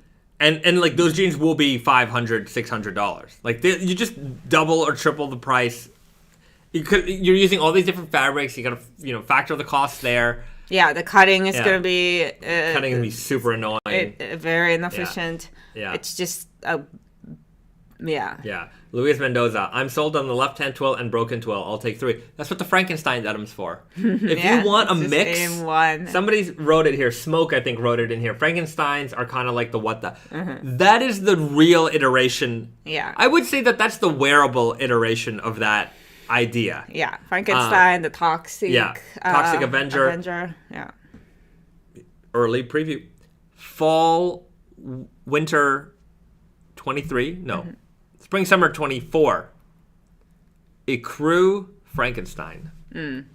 It's coming back. Frankenstein's back. Ecru Frankenstein. Heard it here first. Forgot about that. Yeah. Okay. Yeah. I also saw the puzzle weave. The puzzle weave is another semi, version of that, but. Oh, it's a jacquard. Yeah. Any jacquard. Yeah. We've done. What else did we do? I mean, Frankenstein is actually a jacquard, too. Yeah. Luis Mendoza, I'm a production manager at a 3LP, and I completely understand with everything you're saying about loss of efficiency of production. Right. Yeah.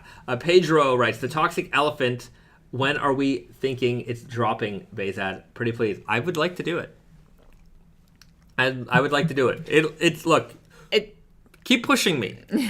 But it's also a matter of if it's possible. Yeah. Well, it may be, but it won't be salvage. It won't be. Like, Frankenstein cannot be salvage. But the 20 ounce, I don't know if that's possible. Right.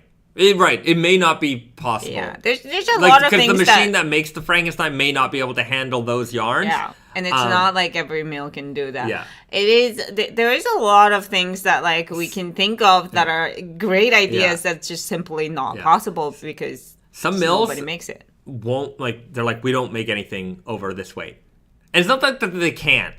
It's just that they're not interested in it because they don't sell enough to set dedicate one machine to that even.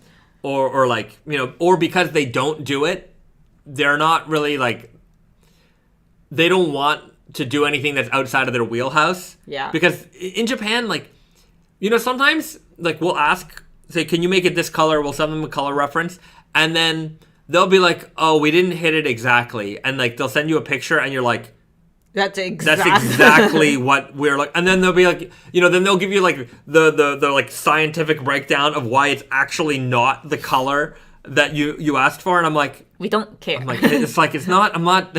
We're not scientists of colors that are just like eagle-eyed. I'm like, if you're within the wheelhouse, we're fine. Like if we don't see it, certainly customers won't see it. And that's no offense to anybody. It's just like the Japanese mills are very careful, unnecessarily careful sometimes. Yeah, they're like, no.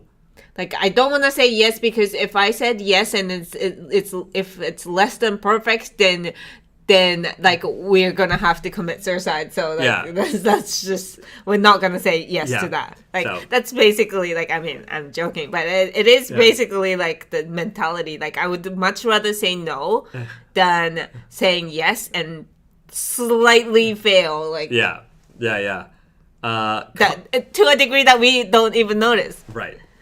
Con Trin writes, how about selvage lingerie for the wife? Okay, here's a question. Is it for the wife to enjoy you wearing? Because we do make the Bezad special. Well, we can make the Bezad special in any jeans. That's true. We do offer it. So maybe you guys can get matching outfits. Don't share the photos. Keep them to yourself. But order any jean on the website, Bezad special. We basically... If you don't know what that means, you're not a true fan. No, you are. Don't worry. But yes, Bezad special. Chris Griffin, I can attest to the Bezad special. He's the only one. There you go. Chris knows. Attest. Chris knows. Yeah. So we do offer it.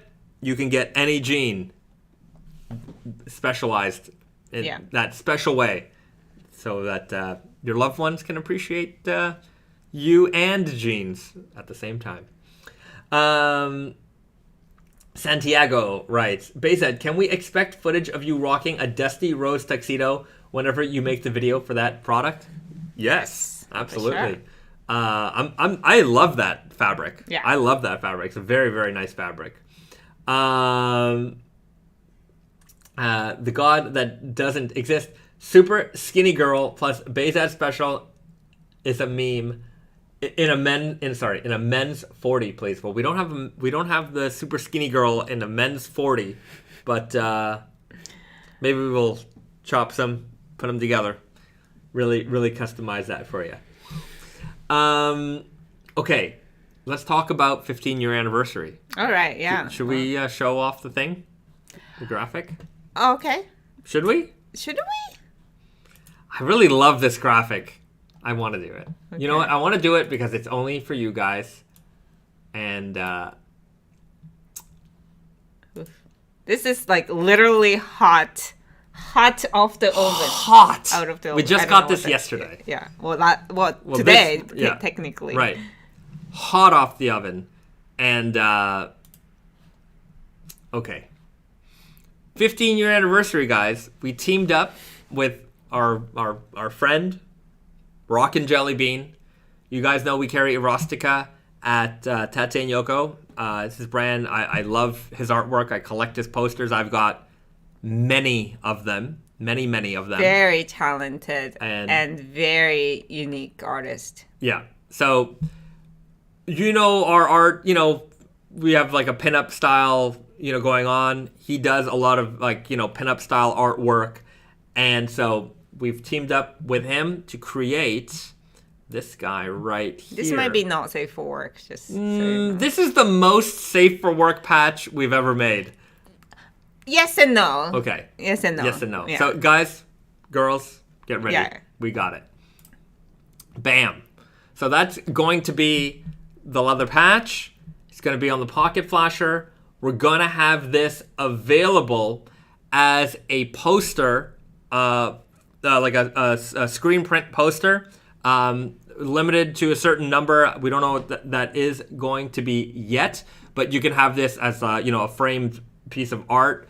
So we're going to have all that available for our 15-year anniversary. So let's just break it down here. Yeah.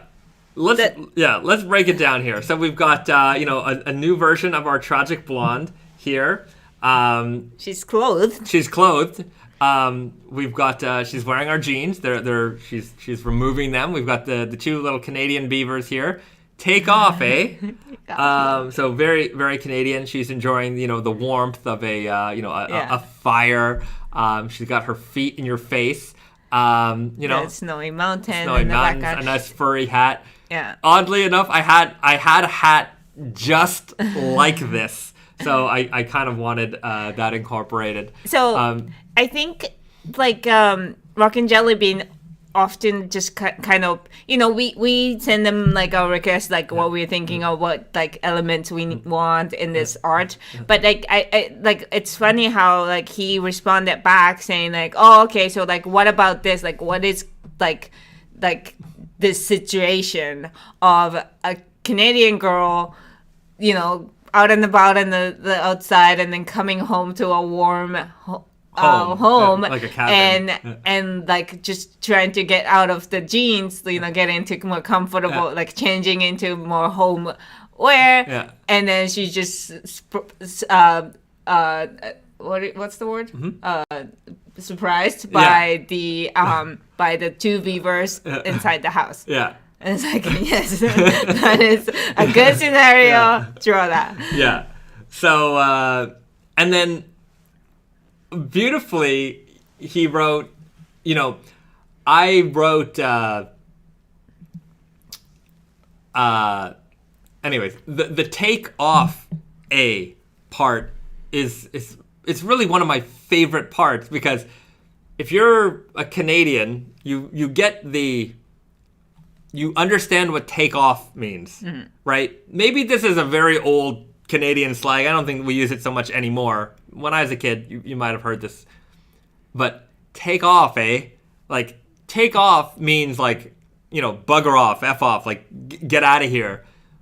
But in this context, it is perfect as, this is the tragic character is taking off the jeans. And A, obviously, very Canadian. And so, it's a beaver saying it. Yeah, two beavers, very Canadian here. So I'm just a big fan of this art. So it will be available on the jeans. The jeans are going to be a red and white twisted yarn grandrel weft denim.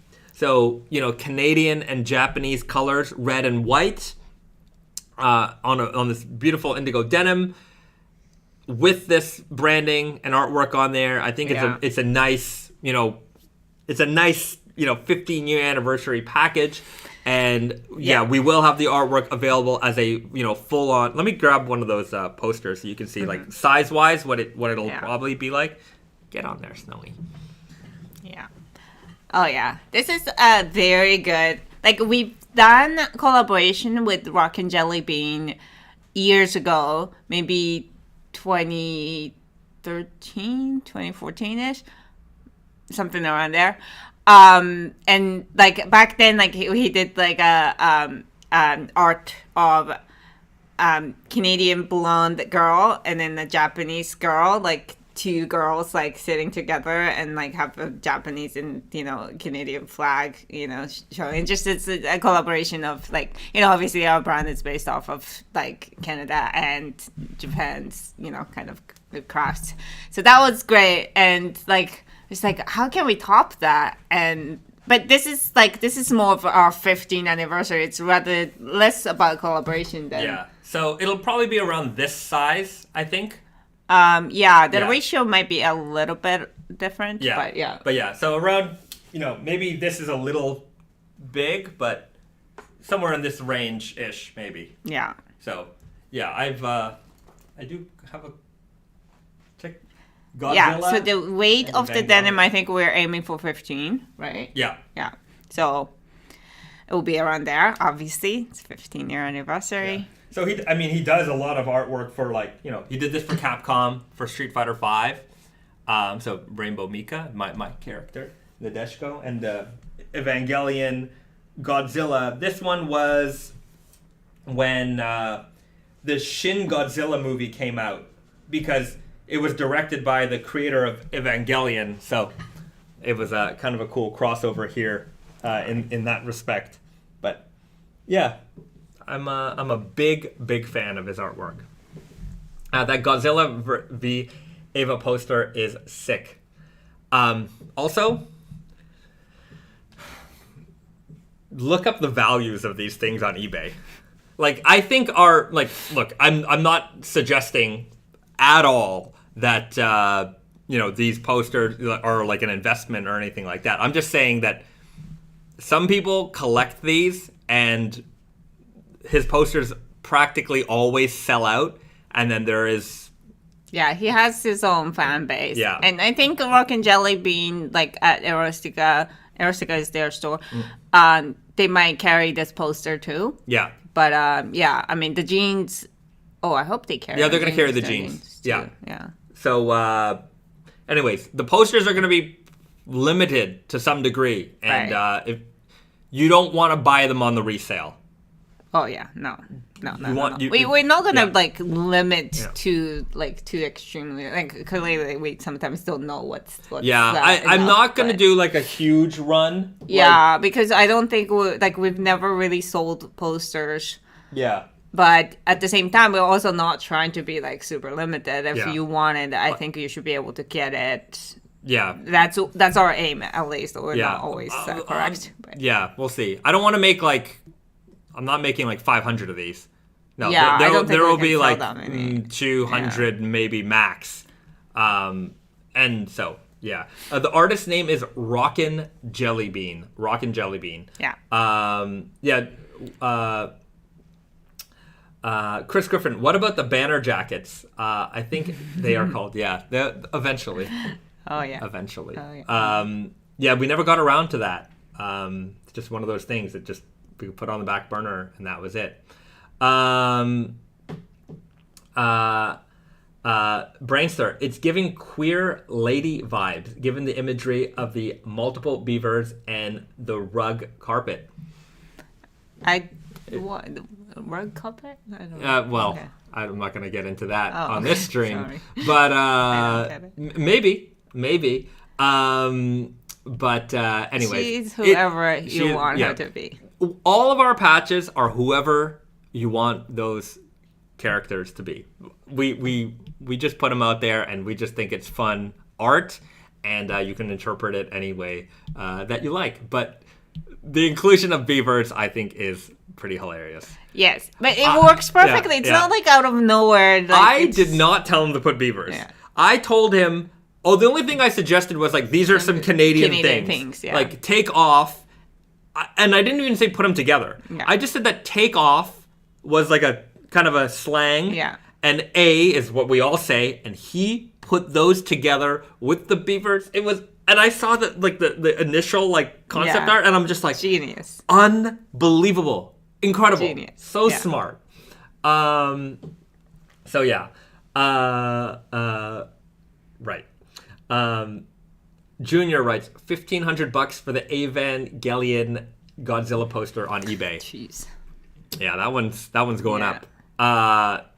Again, these aren't investments. I'm never selling these. I enjoy collecting this artwork. And this one's great because we don't have to hide it when kids come into home, because sometimes we have these posters around, and it's let's just not put that. I turn them around. Yeah. I have a lot of... Look, they're not... no, some of them are naked ladies. But Yeah, I mean these are still drawings, so Yeah. it's not like we have actual photos of naked women Yeah. lying around, but it's still like very not suggestive. kid friendly. Yeah, So so given that idea, like this is like very tamed for Rockin Jellybean art. Yeah, Rockin Jellybean art can get really Very out there. raunchy. So it's I like that it's it still have the spirit Yeah. of the like sexy Yeah. girl vibes, but without being too like obvious. And I like, obvious. and I think it's the first not topless Yes. patch we've ever done. Yes.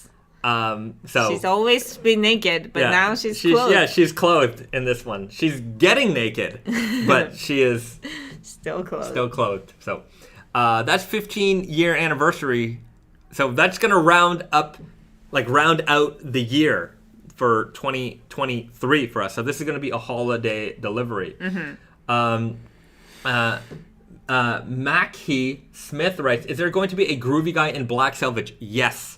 I've been probably saying this for a year, and I've recently reminded our production team that it hasn't been made yet, and so it is. Well, usually what happens is when we have to make the other fit of solid black selvage, we run like that fabric. We do production by fabric, so it'll get made. Question was, I'm presuming about the poster. What about pre-orders? Is instead of a limit? What about pre-orders? No, I would prefer to just produce them and then sell them.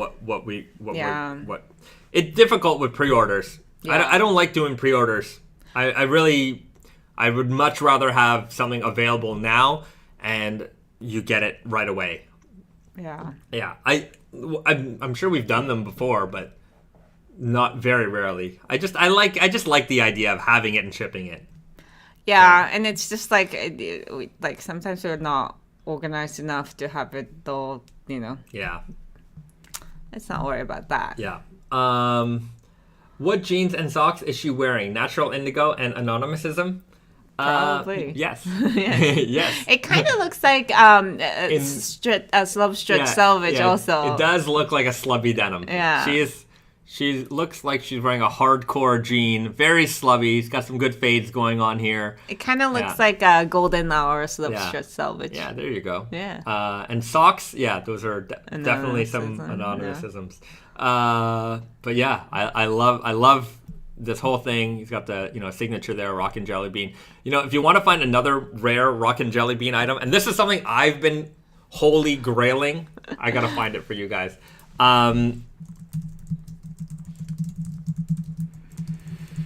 If any of you has one of these, like we've seen it though. It's just I've sold seen at an insane price. I've rarely seen these in real life. Give me a good picture of it. Why is it Vujovic? If anybody has one of these, I want it. I have a Gameboy collection, and Rockin Jellybean once did a Gameboy collaboration in 1998. He did this collaboration with Nintendo, and there was a Japanese game magazine called Famitsu. And this was a limited edition Famitsu Game Boy Light edition. The Game Boy Light was a Game Boy Pocket with a backlit screen that never came out in the West. So a lot of people don't even know that this product even existed. So this was super rare. So this is like there's so many reasons why this is holy grail for Bayzad, but I think part of it is that it's clear. You love clear things. Yeah. You like Rockin Jellybean. You love Game Boys. Yes. You love things that didn't release in the West. Yes. Like all of those things in one little thing. It's so many things that I love, and I don't know how much it goes for. Probably a lot. I'm going to look it up. eBay, probably a lot. Okay, Rockin Jellybean Game Boy Light. If there are even any for sale, which I doubt. I'm like sold. Yeah, let's check out the sold listings. More filters. Eesh, I don't know. I'm getting Japanese writing. Goods sold? Goods sold. Completed. I don't see any. Interesting. Okay. See on Japanese. Yeah, check on a Japanese site. But yeah, they are quite rare. Elva's here. Can't find any listed. Amelia, do you have the Rockin Jellybean art book? One of my favorite things I own. I do have the Rockin Jellybean art book. I think we got it signed also. Yeah. No, it's not. It's not available. Yeah. Yeah, I mean, like he's been like we worked with him a few times. When I was at Big John, we worked with him. That's how I got to know him, and ever since then, like he's been like a good, like we don't work with him so often because he is very busy and he's also very, expensive. It's not like, obviously, like, he's very talented. It's very popular. He keeps himself busy. But we were, like, this time, like, this is also why, like, our 15-year anniversary, Gene, is, like, just lighting up, like, at the end of 2023, which is our 15-year anniversary, because he's just such a, busy person to work with. It took a long time to get this project going. But yeah, we're very lucky. Yeah. If you're interested in learning more about his artwork, he does have a book, and this is it right here. You should all go and get this book if this kind of art is interesting to you. Maybe Google his stuff first, and then decide whether or not this artwork is for you. It's out there. I'm just trying to find some safe for work pages here. I mean, it's some pinup style artwork like this. So definitely go and check it out. I mean, some of it is very not safe for work, but some of it is perfectly fine. Things like this. But yeah, great book to have. And yeah, if you like this type of artwork, this Mondo style, pinup artwork and crazy artwork. That's it. Ooh. Another. What'd you find? It is available now. Oh, okay. For 82,000 yen. All right. So that's like, that's affordable. 600 something bucks US. That's for an old Game Boy.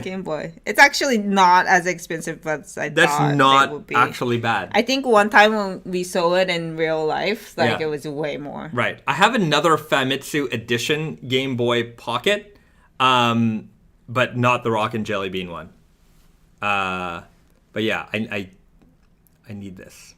All right. Well, I mean, it just takes money. Just takes money. Racer Guy writes $1,300 for that Game Boy on eBay. All right. Oh, wow. Okay. Another thing I wanted to talk about was, instead of snack time, let's do book time, because I just got this book, and I think everybody here will enjoy this book as well. This is done by the guys who did the Indigo Invitational, and it's a book on just classic American style. Right? So everything from like jeans and jean jackets and denim shirts and, like army stuff, B3 bomber jackets here, like Reese's got one right over there. Like everything you need to know is right here in this book. It's very interesting, combat boots, beautiful photography, incredible, write-ups about everything. So if you're into, classic men's style, which I would imagine many of you are, this is a highly recommended item. And, every now and then people ask me, like, what books can I get if I, want to learn more about this type of stuff? this is definitely one of them. But everything, even hip hop style is in here as well. So it's not just one look, but a journey through the ages. Journey through the ages. Hunter jackets. Yeah. Great. Yeah. So check it out. Check it out. The Rebels Wardrobe, the untold story of menswear's renegade past. And we got Steve McQueen here on the back as well. James Dean, Steve McQueen, the two guys. They invented forever iconic. Yeah, these guys invented everything that we like. Yes. Well, at least they wore it. They donned the styles that we are still. It's funny, like it's just like, like they were. I don't know. I feel like they're never gonna be replaced. Never. They'll never be replaced. As cool as a Johnny Depp or a Brad Pitt is. He would show up in this photos down the line in the history, but the cover would still be James Dean. Yeah, you've got Elvis here. It looks like he's wearing a Barracuda jacket, and we're still dressing like this. And yeah, I mean they started that. I've got that jacket right here. Yeah. This is from my grandfather. Yeah. We didn't randomly find this in the thrift store. Right. I think my grandfather bought it because he saw Elvis wearing it. Yeah. He saw Elvis and he's like, I gotta get that jacket. So boom, we've got it right here. So a big. It's amazing how much of this stuff is still being worn and being appreciated. Yeah. Here, there it is. Sorry. That's the jacket right there. Exactly the same one. So, these are everything in this book talks about kind of all the essentials in a man's wardrobe. And I think they're completely right about everything in here. Yeah. Oh, I love these duffel coats. Look at these amazing duffel coats. Whether this photo could have been from today or 70 years ago, and they still look amazing. But if it was today, they're all trying to be cool, whereas these guys just wore this. Yeah, they wore this because they were working on a ship and they needed to be warm. So